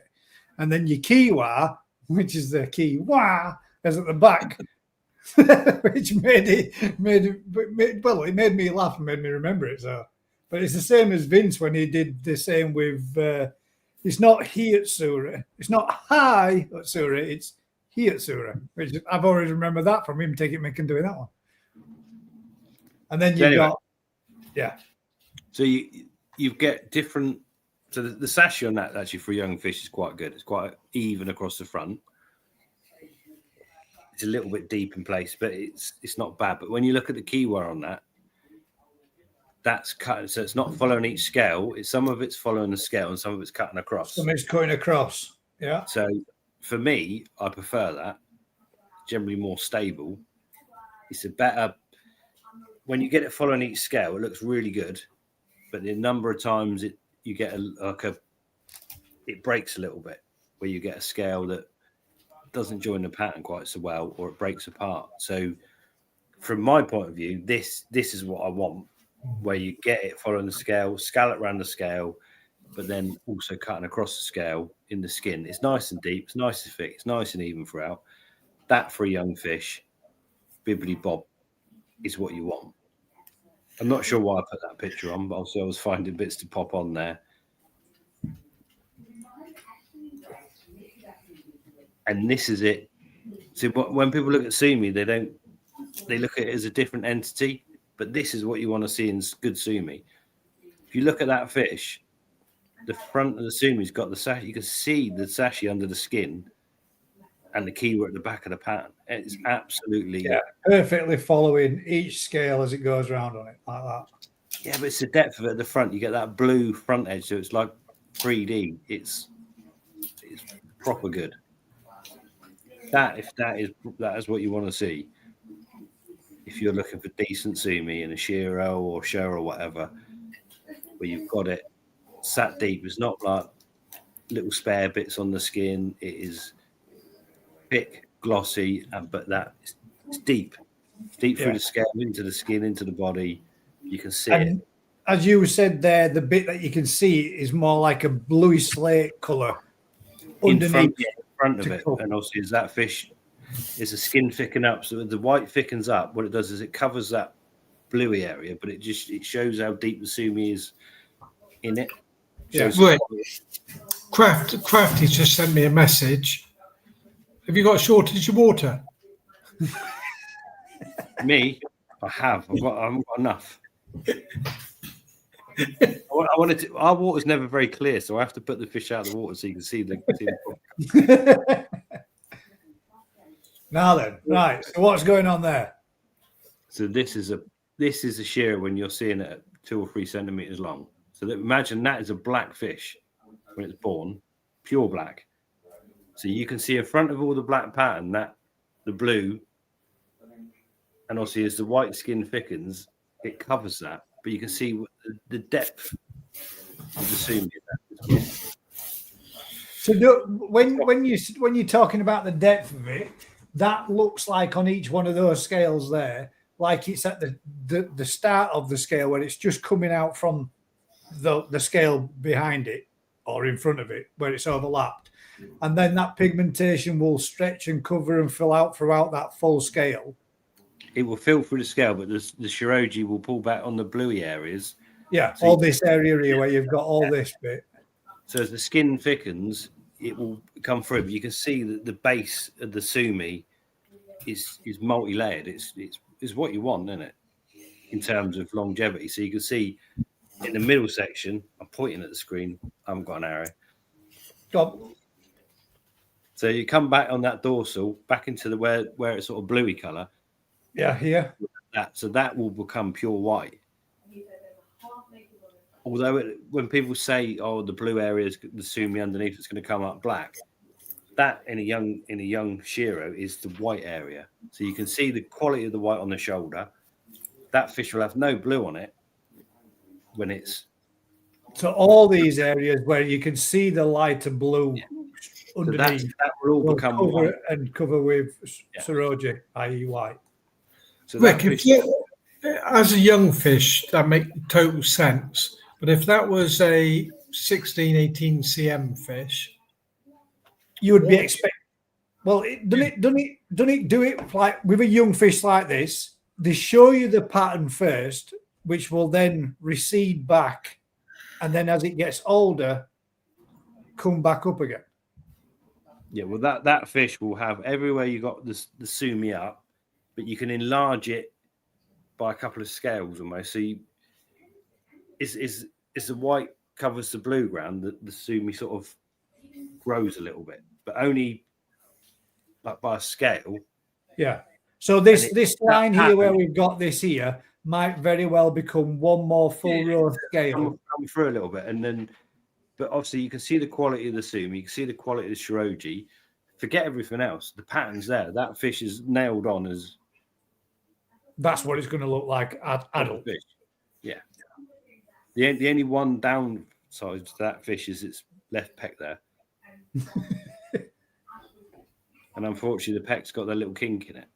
Yeah, there's this little wave to the lead ray. That tiny little kink in that peck when that fish is, that was probably 3 centimeters long.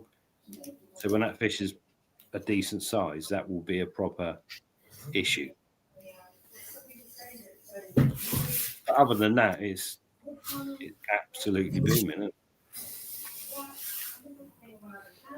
Better than Matt's with a peck missing. Well, I could chop that one off. There you go, guys. There's a little bit of an explanation of sashi and kiwa and scalations and Deutsch. Well, German scale and Aragoki. And we need to know the terminology of that yellow dragon. Yeah, Mr. Tate. We need to know what that one was because I don't know it. But yeah, much more. It's not the same fish there, but you can see yeah, what's kind of happened from, and that's probably only 6 months, not even 6 months apart. It's pretty, that, isn't it? That's going to be a boom, mate. So then, going by what you were saying just a minute ago about the underlining, what development do you see on that fish in the next 6 months? Very little. I expect the head pattern just to come up a bit more. Maybe a little bit more around here on the head. And yeah, and a little bit up on there's a bit on the shoulder. So say that there's a couple. That little bit there to link might link in through to the head, but nothing on the high back. No, I mean that fish is almost done.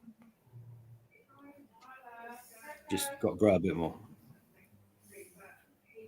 But yeah, I dread to think how much that would cost. If you went to Omasaka and tried to buy that, be a pretty penny. Where is it now? Stashed, mate. Not penny. This is coming up next week. Right then, Matt. Have you got your topic? Has he got a topic?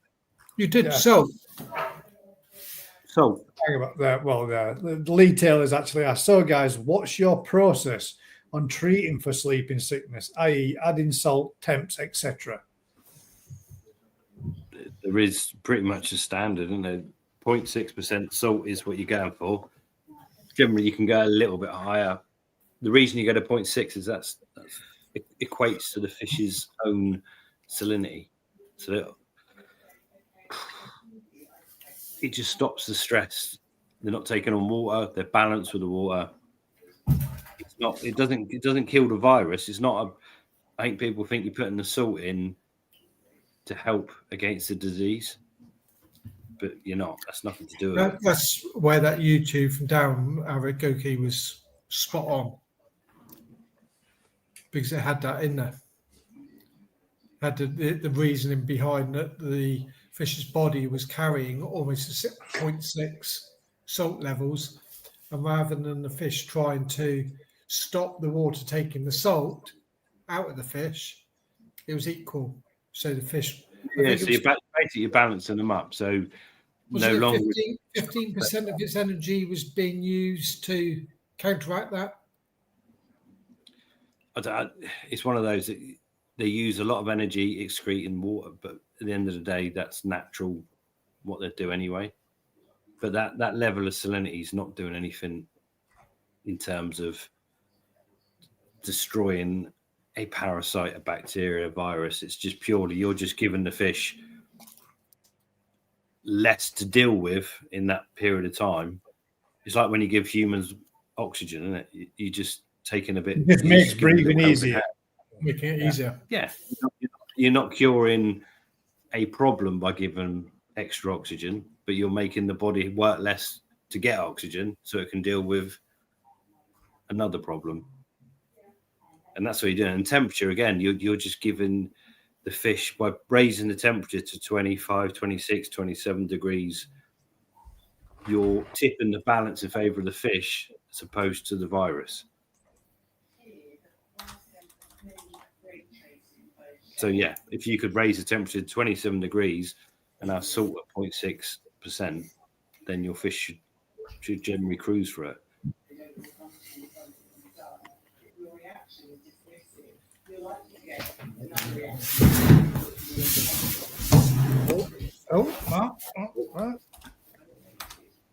Huh? Hello, Ez, or what? I'm just literally. I want to bring up his video. He should be in bed. He's been to bed, but he's back up again. Ez, have you washed? Washed. He's got the tattoos off. He turned up on Saturday with scarring all over his face. It looked so realistic. Halloween. There you go, guys. Tattoos. There's a link Really to Aragoki Koi's video that they've been talking about. It's well worth a watch by the sounds. I'm going to have to give it a watch myself, mate, as well. But I thought I'd just share his channel. And if you aren't subscribed, guys, give him a bit of a thumbs up and a lift. Oh yeah, he's trying to get to 1,000 subscribers. I say that now, I don't know. But he did actually put in earlier. He did turn around and say, I actually lost 5 subscribers from putting that video out talking about salt. Mate, don't sweat the loss of subscribers. At the end of the day, mate, people watching, people of views, subscribers don't really make a great deal of difference. If you want a successful channel, it's about the views, which leads me to another thing.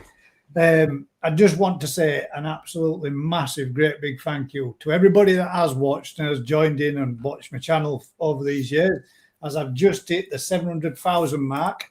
And I can only say thank you to you guys, for everybody out there for doing so and watching.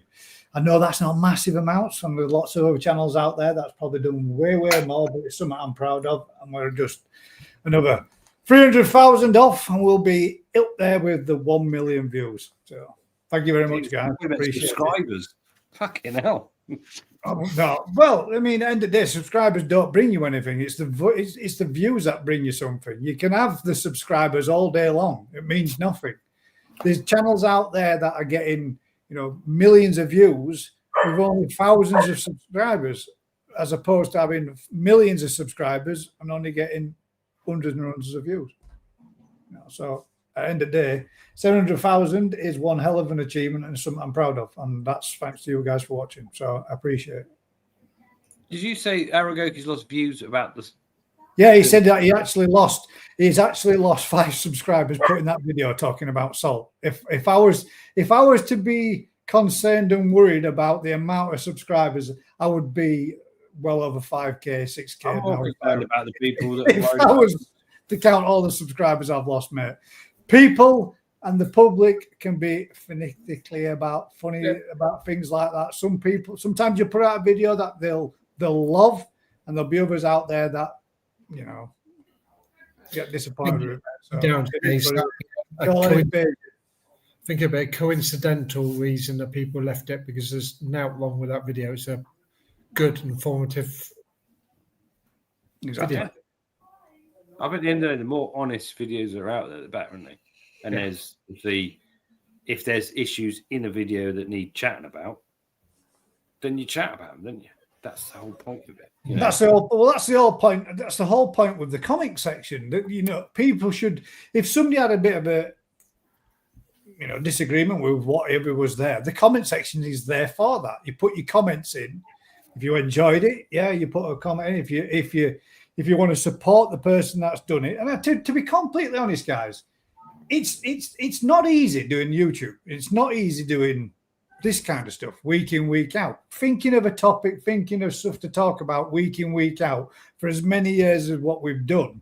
It isn't easy. It's difficult. You can sit there some nights and think, do you know what? I really could just do with having the night off, but you don't want to have the night off because you don't want to disappoint people, and you want to turn around and you want to make sure people have got something to watch because people enjoy watching it. And then you think, right, well, if we talk about that, we've spoke about it before in the past, people might get fed up of hearing and talking about the same thing. But inevitably, with the right people on and a good audience and a good group of people to sit and talk with, you can pretty much bring anything out of the channel, the comments and topics to talk about week in, week out.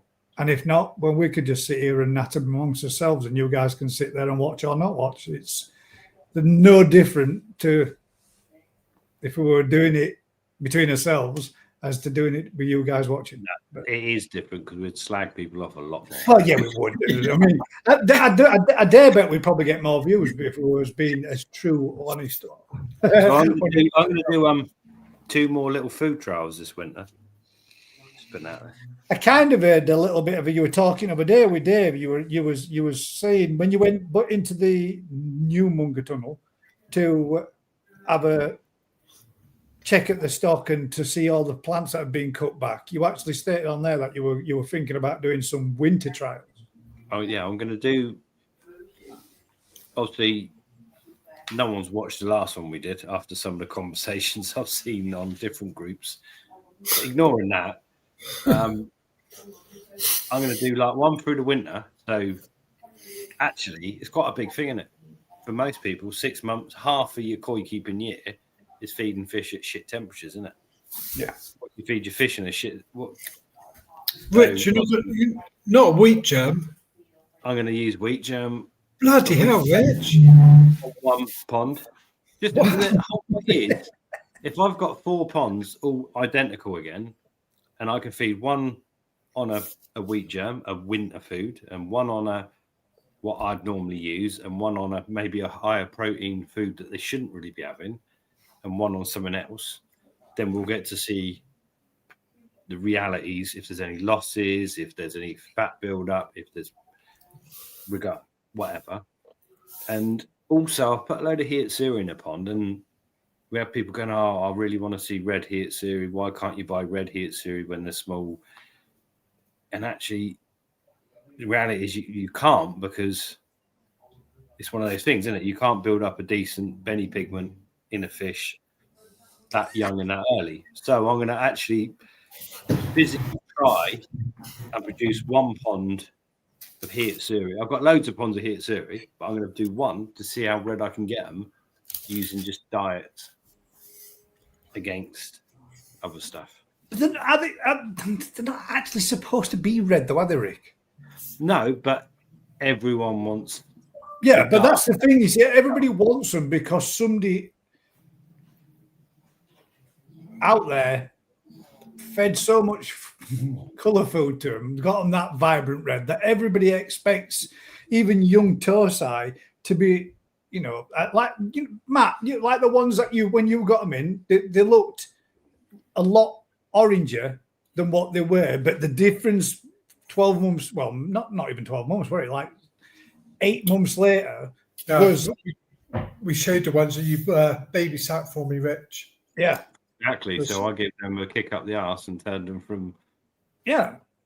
Yeah, but that's kind of got me thinking, because why fight against something when people want those fish to look red and black?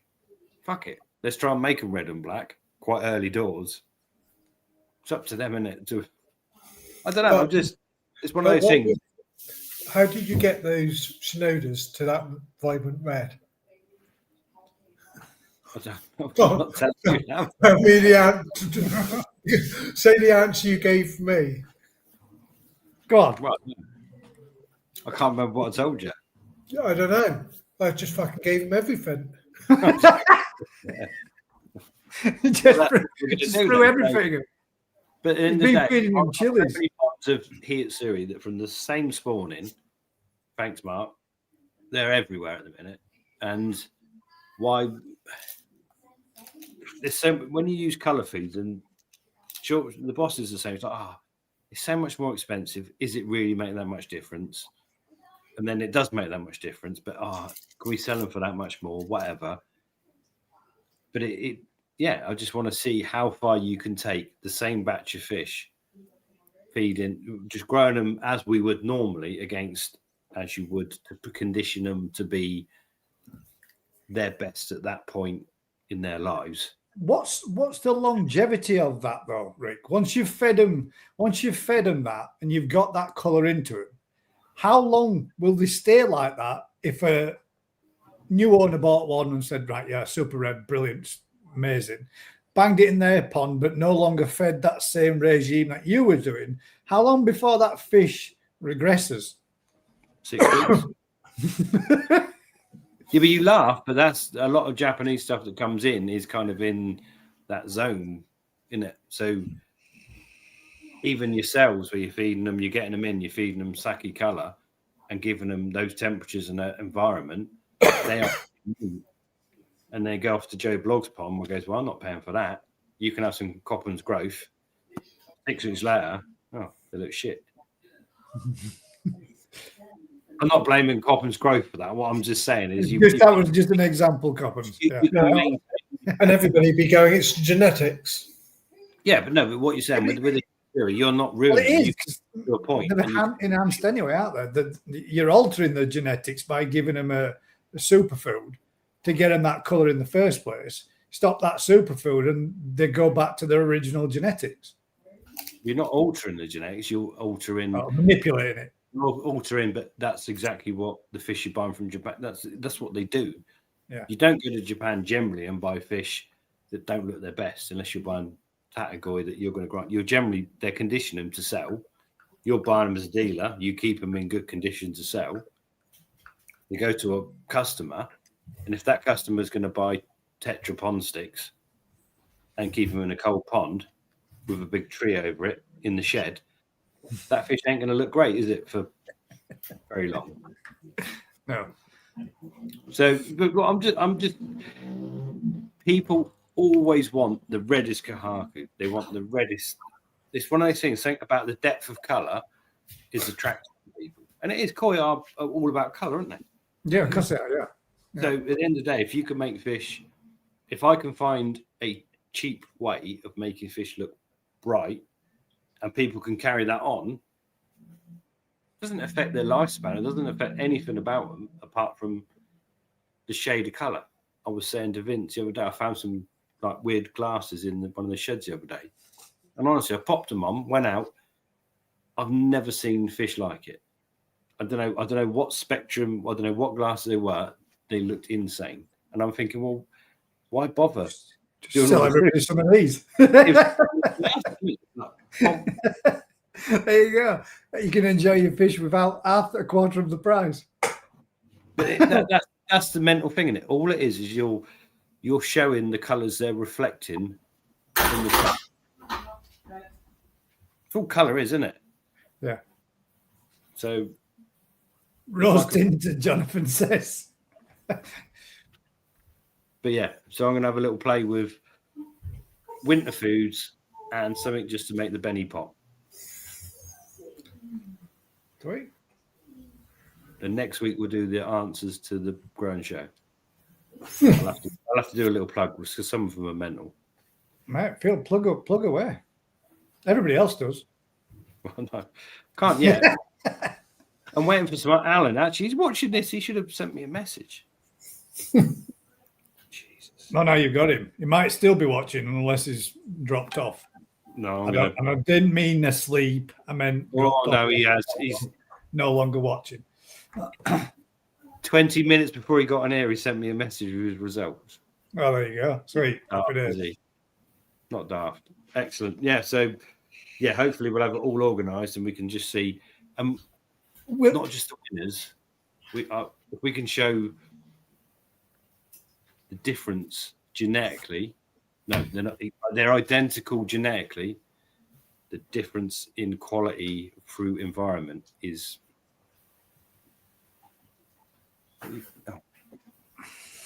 He's my head turned into a pipe artist.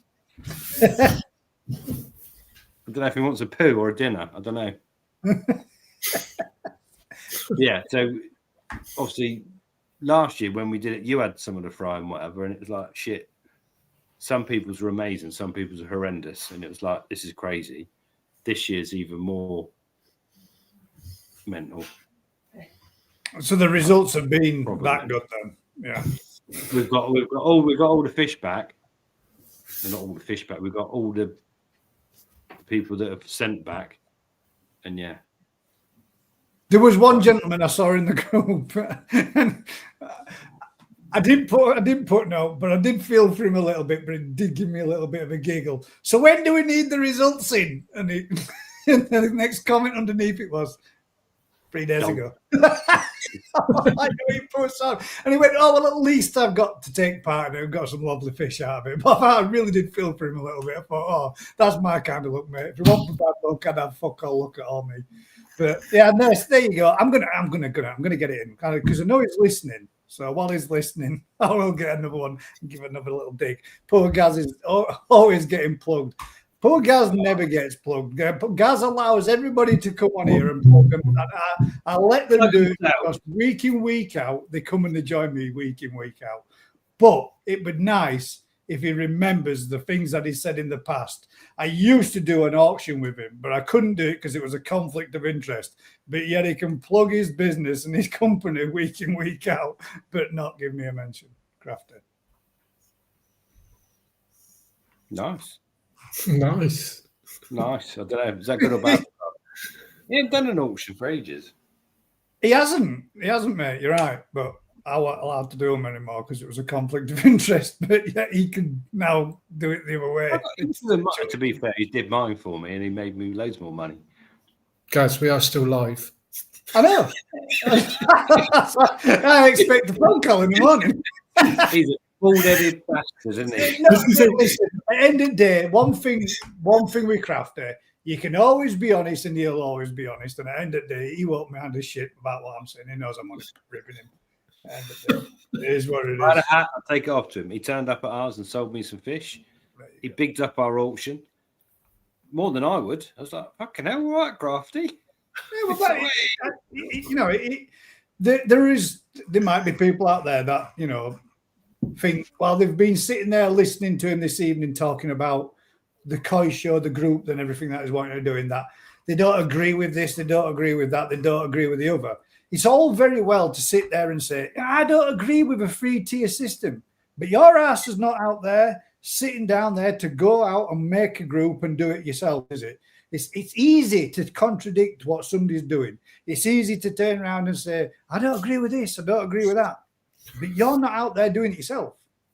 So, I mean, you've got to turn around and hold your hat off to him and tip it and say, he's having a go. Whether or not it's something you agree with, he's still that man that's having a go at doing it. So there's credit where credit's due, because it's got to be given.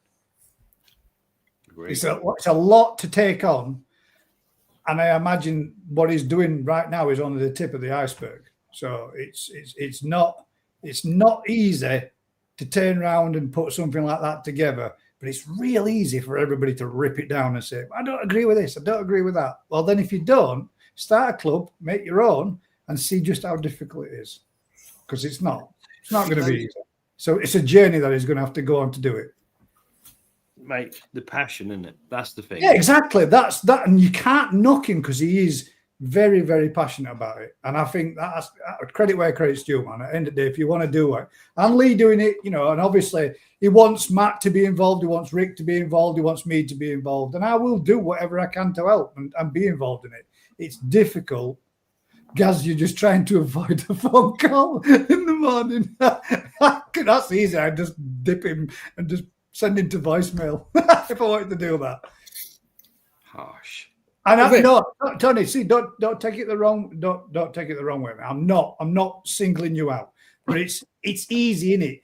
There's so many people that say, "Well, you can't do this because that won't happen, or you can't do this because this is very difficult. Why would you want to try start a new club when the other clubs failed? Well, if nobody tried doing anything, where would we be? You know, we'd still be sitting in a cave, man. Rick, you've got to give it a point if you think it looks like you. It looks like me, doesn't it? No, needs a can in its hand. Yeah. Leave him there. Evening, sorry I'm late. Peter quiz night came third, but there's only 3 teams. Oh, Well, it doesn't matter. You turned up. It's taking part. That's what it's all about. Exactly, Tony. That's what he's looking for more than anything. Rather than people concentrating on the finalizations of stuff, he's looking for the support. He's looking for the public behind him to back him and Lee with what they've wanting to put out there to make something good for all those people that have been involved and doing the stuff, going meeting up at shows and etc. It's just another string to the bow for us all to enjoy. I think if the show is the show now and nothing else, I think what Crafty is suggesting is what we need. Definitely. Yeah, I agree, mate. 100%. I really do agree. I think it'd be nice to see that kind of thing happen and get together with people and enjoy the hobby. There is, man, my God, man. Within this hobby, there is so many backbiting. There is so many people that have got fecking opinions of others, and they're no good at this. They can't do that. They can't do this. They can't do that. He's that. She's that. He's this. It's like being in a playground with a bunch of adolescent teenagers, man. It really is. And at times, it can be so goddamn frustrating. And you wonder why so many people walk away from it because of somebody's opinion of what their fish is better than my fish. And at the end of the day, it's about keeping fish and enjoying the hobby for what it is. A lot of people do this just to keep them sane, don't they? What I did hear last week, Rick, which I don't know whether was in jest, but I reckon it's a brilliant idea, is a UK bred show. So the fish has got to have been born in the UK. That'd be mint. And you're going to organise it, right? It's one of those, isn't it? It's just, why would you limit it to just UK? Why wouldn't you just say you've got a hobbyist show, and on side of that you can have a dealer show? Why would I limit myself, and why would Cuttlebrook limit themselves? Because Adam's buying half his fish from Japan. I've just been demoted to a bronze. So at the end of the day, you get, why would you limit yourself to competing against 2 people? I'd rather, if I'm going to compete, I'll compete against everyone. Just more shows. Just more shows. That's what I think we need. Yeah. Just more shows, regardless. And no doubt. Yeah, but imagine, Rick, you are the UK's champion UK breeder. Here's the daftest statement of the week. Do you still knock about with Skeggy's koi pond, Gaz? I never did. There you go. They were great friends when I first met them. I don't get why would you? In my head, right? If you're gonna have a koi show, right, you want to see the best fish available. So you've got a limit. You got a section. So the hobbyists don't want to see dealers involved in their show because they feel dealers have got too many stuff. So why wouldn't you have a hobbyist? So the national 80 vats of hobbyist fish, the dealer show. Somebody write that down. Work very well, does it? It's not really a show. So why don't you have a dealer show where you've got UK farms, Polish farms, whatever is a separate entity? I don't know. It's a weird thing. UK show, great. There's 2 of us. Really, at the minute, there's 2 of us. Yeah, but that's breeders. We're talking how many UK bred fish are there being sold by everybody to how many Japanese. How many topics Matt's brought up tonight? He really, when he's on time and early, he's on form. He was an hour early, and he got out of the hot tub an hour early for the show. I did. I was All we need is him here on time, and look at him. I was in that much of a rush, never even got changed. I hope. Don't swing that leg in the eye, mate. People might get their eye took out. Yeah, I think at the end of the day, you'll never have in this country like you got in Japan, where it's done by the breeders or whatever. So, and why would you? For me, winning best at Serie Mono at the national in size 4 or whatever is better than having a UK show where that doesn't make. I'm not competing. I'm competing at the national. One of my customers has won the best of a variety against fish, shitloads of fish that are well expensive from anywhere in the world. Yet we've won it with one of ours. That's got to be better than. That's what you want, isn't it? Yeah. You want to be competing against everything. I get the hobbyist side of it. This country's a hobbyist-led show, so the national's a hobby show. That's superb. The dealer section, doesn't work very well for me at the national because it's a bit weird, isn't it? They've all got like 5 fish of this size, and Yeah. it just I don't know. It doesn't. Is an interesting remark though that you've just made, though, Rick. Competing against nobody isn't, like, to you, worthy. It's not not worthy. It's at the end of the day. How do you take? As a breeder breeding something, it's got to be compared against the best available, isn't it?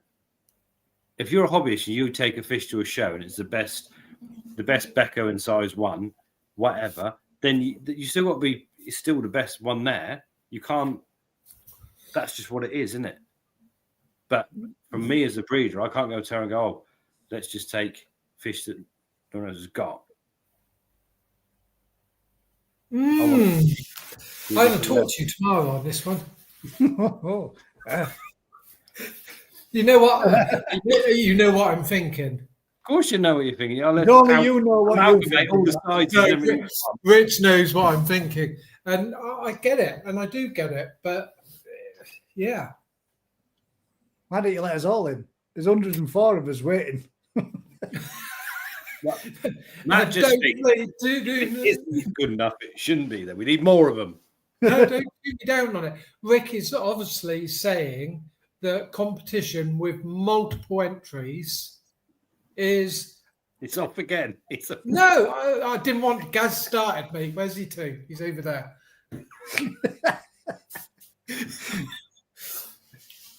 Yeah. Right. Let's move on from that one. We can simplify it. All shows just one award, best in show. That's it. This one, I'll touch on this one. There's plenty of people out there who don't say what they think, and in my eyes, that's not good. Better to have it out there. That needs to be considered. I agree. At least to be considered. Yeah, I mean that's why I always say what. That's why I always say what I think, mate. That's why most people think I'm a cricket bat. But I believe in saying how it is and being how you are. Surely. I love people. I always say it, but I love people a long time, and I never want to offend anybody. But things like this are to be spoken about, whether it's right or wrong. Yeah. And I said it, and love you long time. What have you said now? I think at the end of the day, right, if we haven't got a national society, put his neck on the line and try and be something, we can all just shoot him down. Or we could support him. I think, yeah. And at the end of the day, I think it should be supported because it's for the good of the people that are out there. You imagine, though, just, even if you do. Imagine what crafty. If it was that they do it and they get 10% from selected places off the fish or hardware or food. I didn't like that. Or there was a means to make contact with somebody and have a discount for, because there was loads of people out there, and I know there is loads of people that cannot do a square. There's millions out there. Millions of To get your money back wouldn't take a lot, would it? No, not if they all give you £1 each. They wouldn't.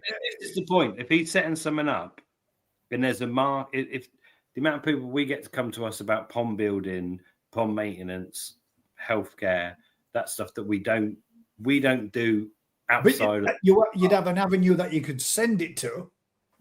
Which is, and again, even leaflets, if everyone involved in it had a single leaflet from a club that had healthcare specialists in every county or pond builders in every county or whatever, that you could just put in every box of fish, 3,000 boxes of fish we send out a year that go to people that go, shit, I've got a leaky pond, I need this, or I'm not sure about the health of my fish, or and there's a simple, an avenue to turn to.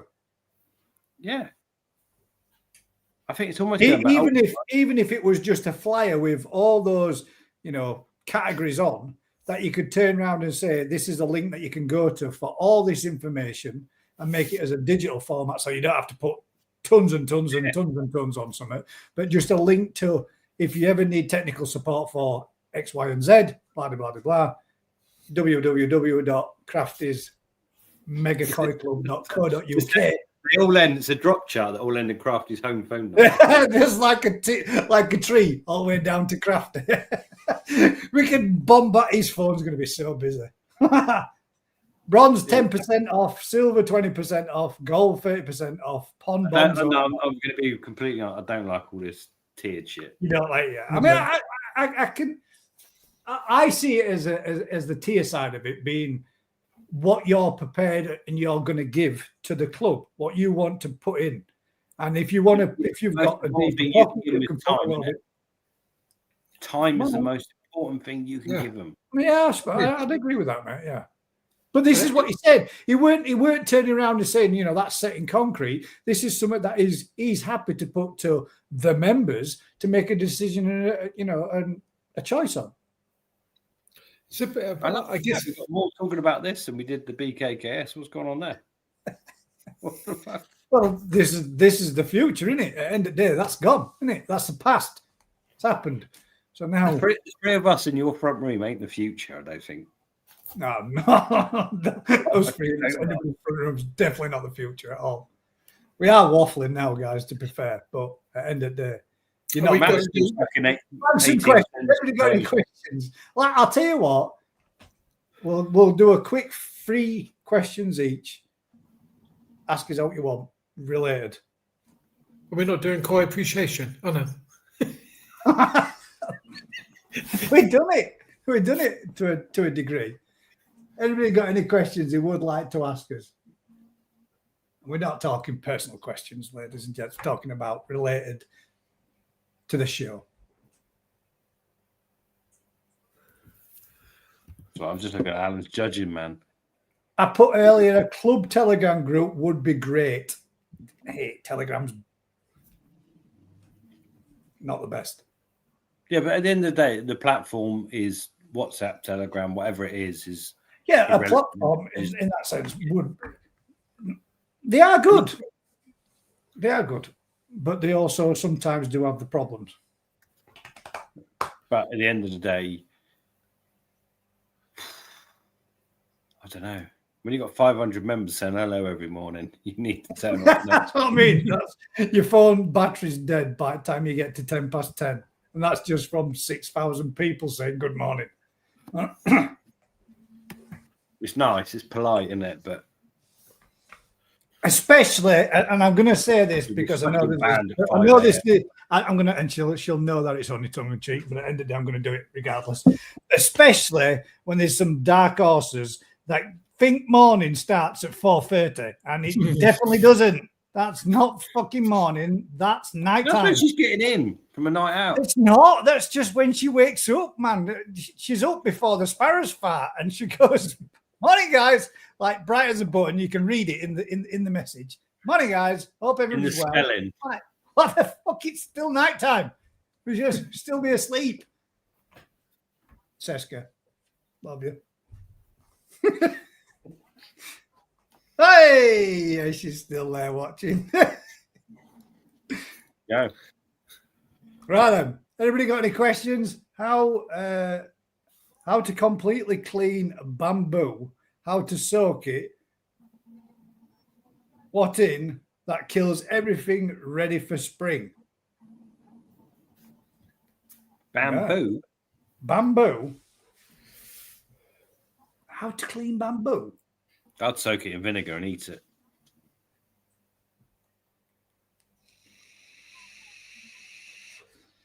I should say I would contact one of those. Oh, she's dead, isn't she? I'm just going to say one of those. Aggie, that used to clean everything. Ask her what to do. It'd be a combination of bicarbonate of soda and white vinegar. There you go. How's that one? That cleans everything. I don't know, mate. You could use PP because it's only going to make it go. There you go, Rick. This season was producing Ginrin Shisui. Any thoughts in your head for next year?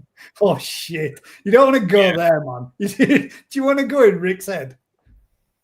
Come on. Anything in your head, Rick? Yes, there is a couple of major ones.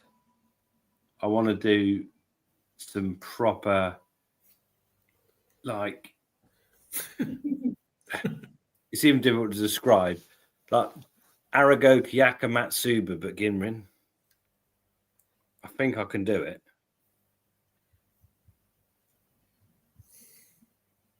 Oh, Arago Kyaka Matsuba, what? Ginrin. Ginrin.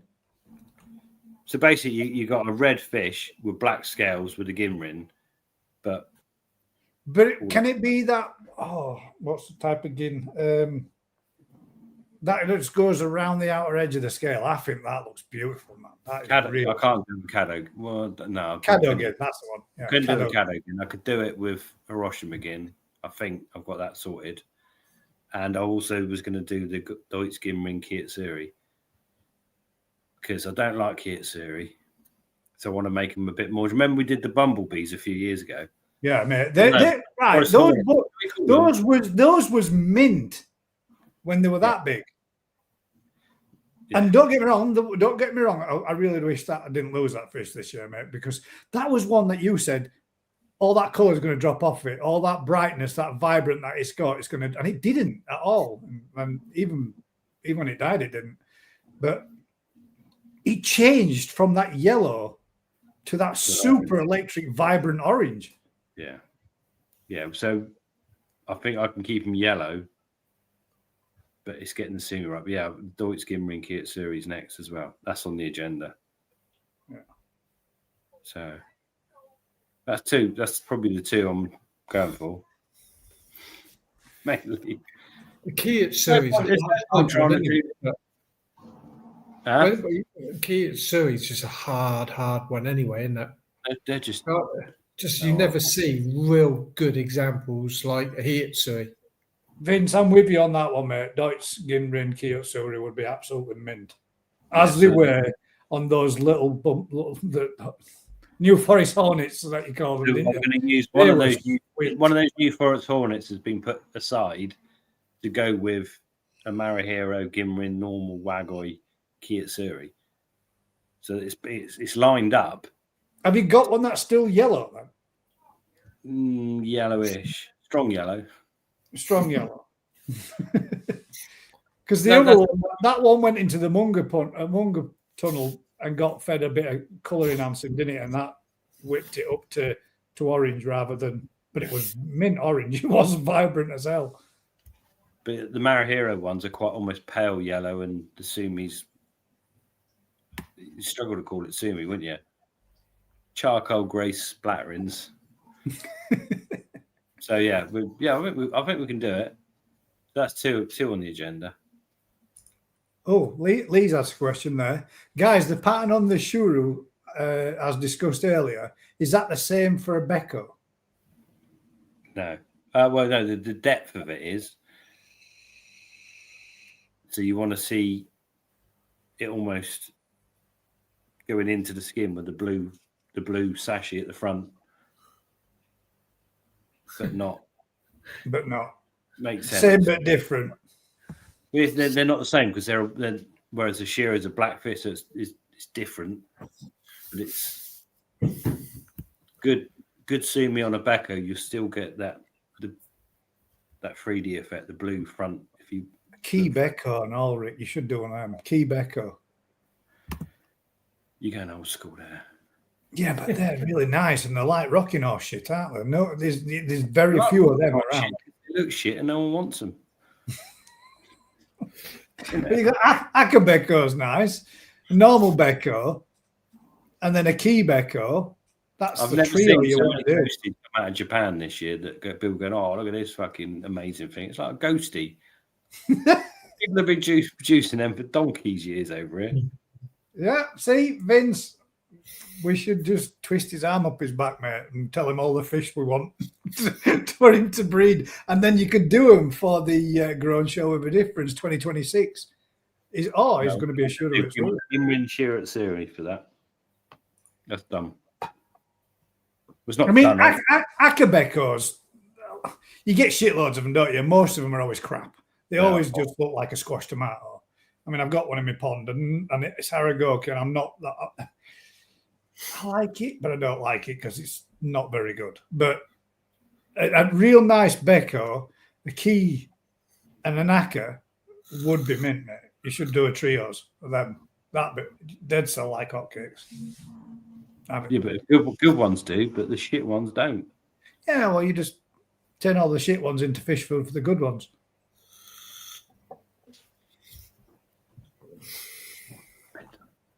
Get to bed. Hi, Zoe. Is that Zoe? I hope I didn't just tell Zoe to get to bed. Right then, ladies and gents, we're up to the witching hour. If nobody's got any more questions or topics you'd like us to natter about, we might bring this one to an end, as we are now down to 78 people watching, and it's slowly 74. Thank you, 78 people. Or we could just sit here and carry on waffling. Rick could go grab another beer. I could. Yeah, let's get us the beer. You got any more topics, Matt? I could leave you to strike up a topic while I do a quick bathroom run, and then we'll do another 10, 20 minutes and call it a do. How about that? You ready, Matt?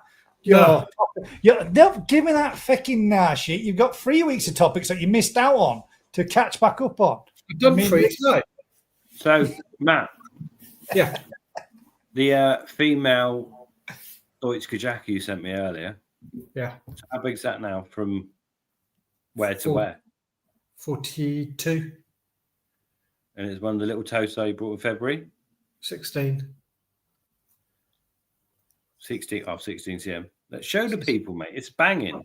That fish is worth it. I can't because our host just disappeared. Just get on your phone and put it down and go, that's 500 quid. How much you got that for? 395, 295? I don't know. 250. 250? Yeah. You're robbing yourself. I know, I'm feeling generous. Got to find it. That's good fish, man. I'm half tempted myself for 250. 200 to you. Is it? Fucking hell. I've just had a message. They would have bought off me for 300. Oh, it's not a great picture there. I know. But Gaz, get back here. All my hard work and that's better. That's better. Oh, hang on. Oh, it's gone a bit weird. Yeah, I don't like it. The colour, yeah, but mate, that's come on a treat, isn't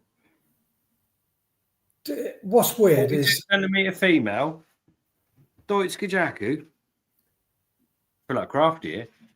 Where's your bids coming in for that? It's a fucking banger, isn't it? Oh, hang on, Gaz. Gaz is here. It's a banger.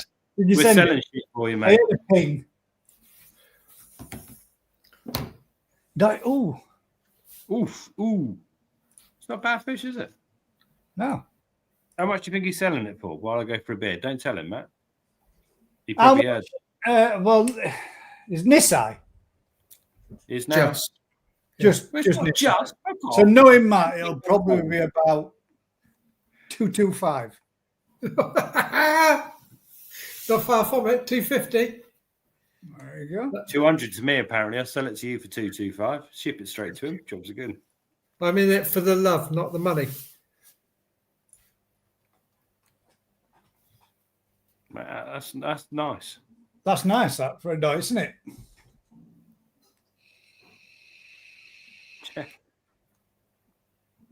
Did you breed that, Rick?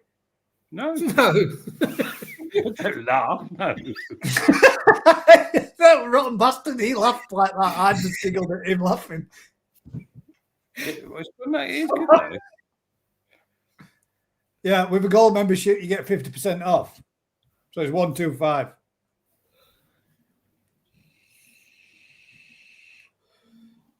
What would you change about that, Matt, to make it better? Just I'd put a break between that first. Yeah, and a nice. If it had a bit of a break between head and shoulders. there's obviously one or two scales that need to darken up around the head area. The bit that always distracts me from the fish is that little speck of white Cassie breeder. over the shoulder. Cassie. No. The fins, the colour. It's the little bit of orange in the fins. If they were clean, Yeah, mate, that's it. That's for me. That the rest of it's. Who's breeder? Matt? Miotora. Mutara. Mate, yes. You need to come over, Rich. Well, I can't grade your fish anymore. Fucking hell. Every time I turn up, would you say free barbecue once you sort the fish out? Yeah, and you can stay the night. Feeding, yeah. You can stay the night and have a bottle of rum. He feeds me like just meat off the barbecue. Meat. If it had had that nice, if it just have had that little break on the shoulder, so you had a bit of a head pattern, that where that little winder is there, so that went all the way across and made a little separation, so you had a head pattern and then the body into the body. That'd be perfect, wouldn't it? I'm just, if you wanted it that kind of price, mate, that's a good fish.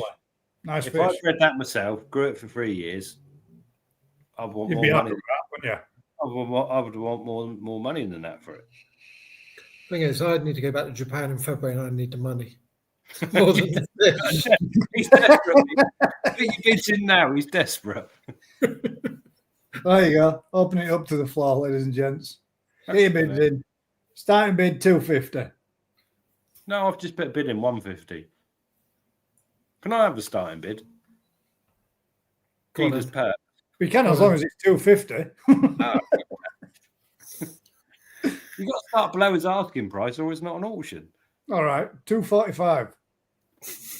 We get a bit. Nice fish, mate. It's funny, isn't it? Like, I've had these fish now 6 months, and how I still go in there.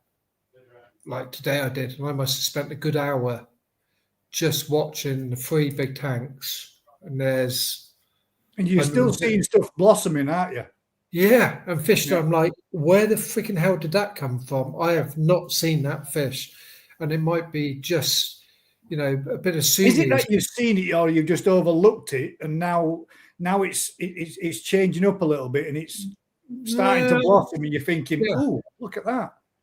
In particular, the Sankeys and Showers, you picked them out like when we did it back in June when we deselected, and the sumi hadn't come through as much as it has now. And I've seen that a lot this season, mate, a lot. But look at, where you're getting people that have sent a little message saying, have you got any nice Sankeys? And you think, okay, oh yeah, we'll go in there and have a quick look, and you pick out the ones that have got some nice developing sumi, nicely placed, and you bang them in a bowl for them, and you think, right, well, now you've got 1 or 2 Sankeys in there that don't have that much sumi at all, and you don't think too much to them.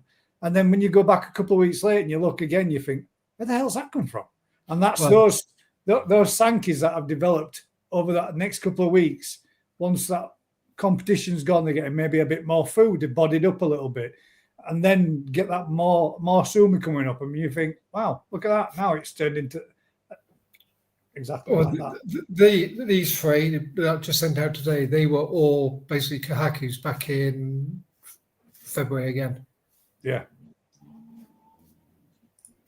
And now looking at them, Yeah, yeah.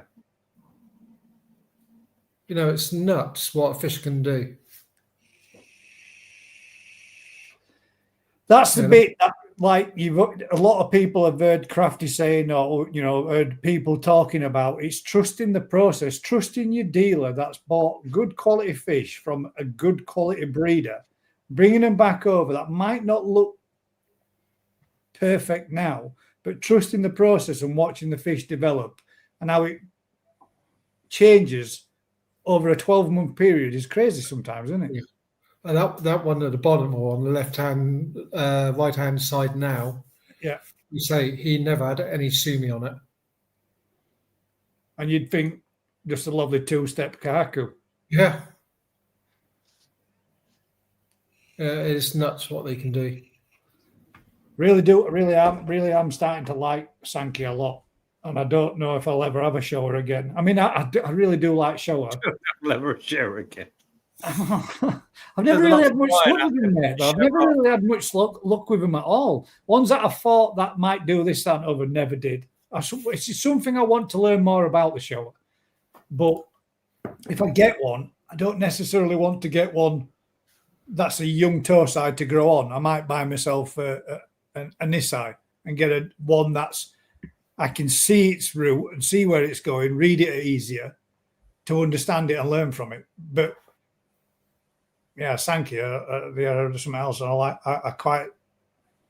It's mad, isn't it? How you tasting koi can go from what it was to what it becomes, and then what it kind of matures into, and you fish that you really like totally change. Changes every year, mate. Yeah, it does. It does. Genuinely does. I mean, I never really liked single colours, but I tell you what, there's and a lot of people have seen me doing little shorts on it and talking about them. There's a pond full, not a pond full, but a vat full of chags, and I swear those chags have brought me more laughter and more enjoyment over the last 5 or 6 weeks. Just going in and holding a little bit of food over him and usually getting 1 or 2 to come up, and now 1 or 2. Now I can put a net in. I could net a fish out. Normally, that with any other pond, once you'd had net in, they're a bit shy. They'll stand off for a bit, won't they? They don't really want to come up. They won't be so interested in the next feed. They will when you've gone, but not when you're there. But now with those fish, I can literally just put my hand in and pick them up, have a look at them, put them back in. They just swim straight to my hands. And I know the tags are that way because they're a little bit more bred that way, or the line have been bred to make them a bit more docile and more eating machines. But they're just a basic pond of chags. I could have so much fun just keeping them. But they are bred that way. They're bred to be what they call brave, but we call stupid.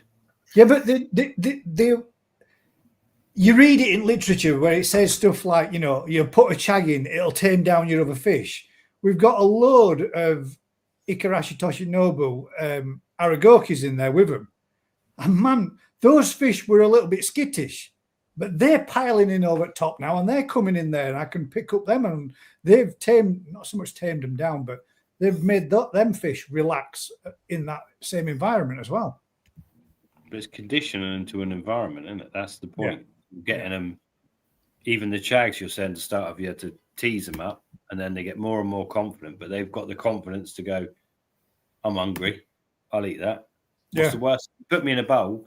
We got some fish, you catch and put them in a bowl and they're still trying to eat the food in the bowl. Yeah, they'll do it. I can guarantee you they would do it. I guarantee you they would.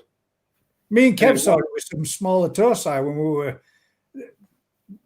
we were feeding just fish at side of us while we were doing some photographs, and we'd got some fish in bowl ready for having some photos done. So a little bit of sedate in there, and a couple of pellets dropped on top, and these little torsai, bang, bang, bang, bang, nailing food on top at surface. And they're just about ready for going under.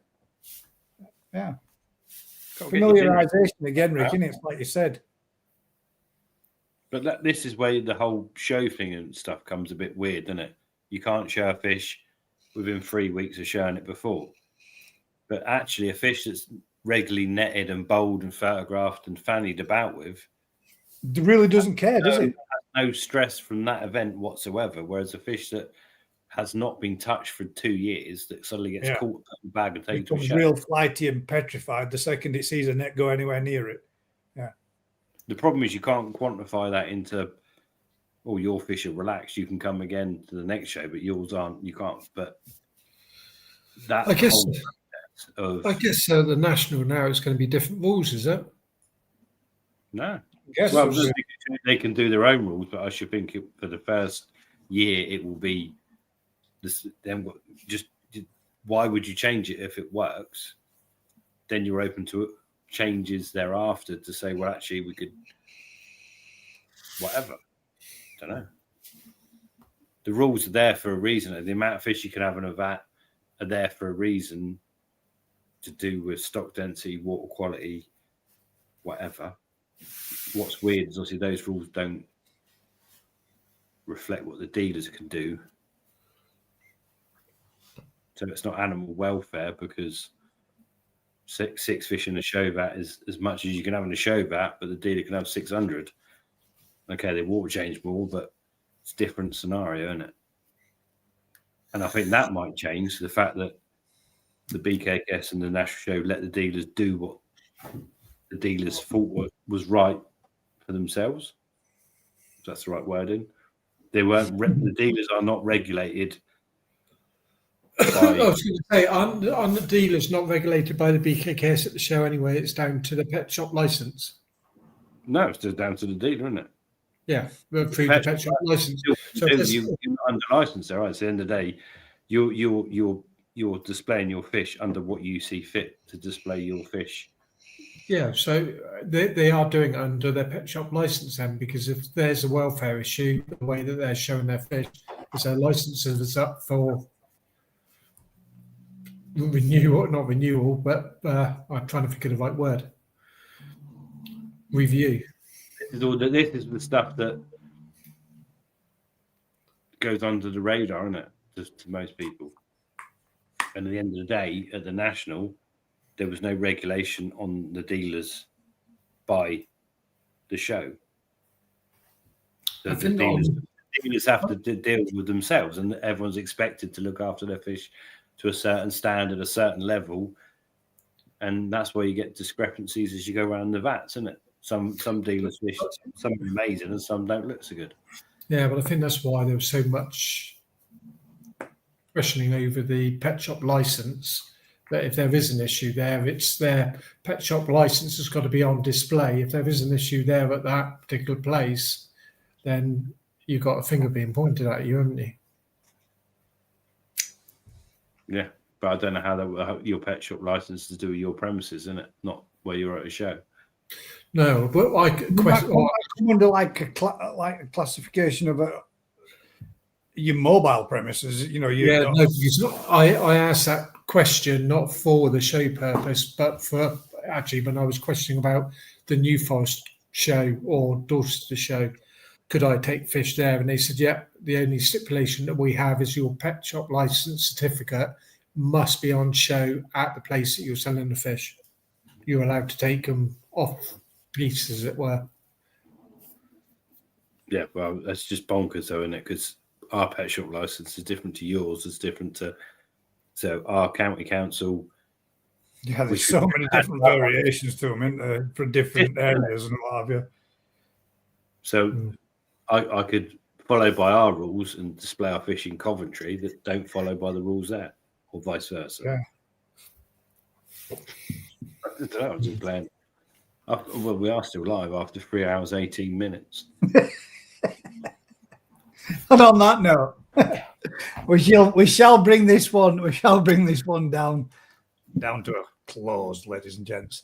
Can we give Crafty's email address once more and his phone number? Yeah, phone number. Get ready. This is his email. Anthony UK. I don't want to say it now. Was it Anthony Day at. Let me do it because I've got it the right one here. You got it. Yeah, let's make sure we get it right. But yeah, it is. Dark Horse is tired because she's up early. Anthony Day, all one word, all lowercase, at ukakoiclub.co.uk. There we go. Pretty simple. We should all get that right. Yeah. Apart from if you like me following week where I actually put it but missed the day out. Never mind. And you won't get a response from the one thing I will say, guys, just before you go, I am going to be starting to open up the chat now that we don't do the Koi appreciation. I am going to open up the right, if you look there now at the top of the comments, it does actually state there. If anyone would like to join us, I'm going to start dropping that in. If anybody wants to come in and have a natter and have a chat with us, or have a little bit of a one-to-one chat with us, well, not one-to-one, 1-to-4, whatever. But we have the capabilities of having 8 or 9 on. So if anybody would like to jump on with us at any point or any time, it will be there at the top of the comment section, pinned with a little link for anybody to join us come next week. So, guys, thank you very much. We need some guest speakers. We do, yeah, some guest speakers. It'd be nice to get some people, even if you want to come on and give yourself a plug like everybody else does. Why the hell not? Get on, jump in, come and have a natter and a chat with us. Give yourself a little bit of a shout out, promote yourself, whatever it is you want to do. Usual thing, guys, if you've been enjoying this kind of content, do us a huge favor. Like, share, subscribe, and enjoy Matt's topics next week that he'll have when he's bright-eyed and bushy-tailed and early again next week. Till then, guys, keep smiling. We'll catch you on the next one. Good night, all. All right.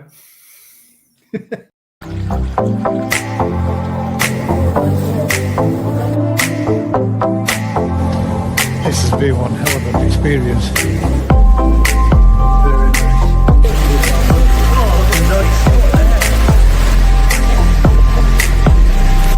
Have a look at that.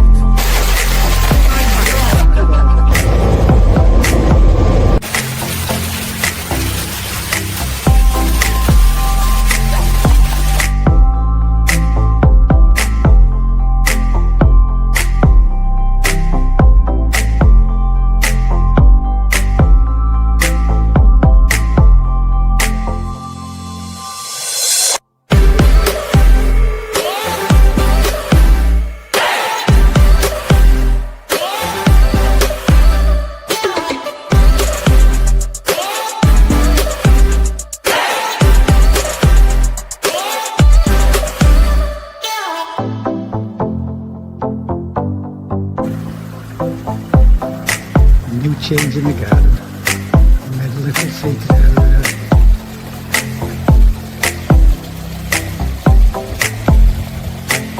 Into the little bush. So you can sit inside. And the other pond.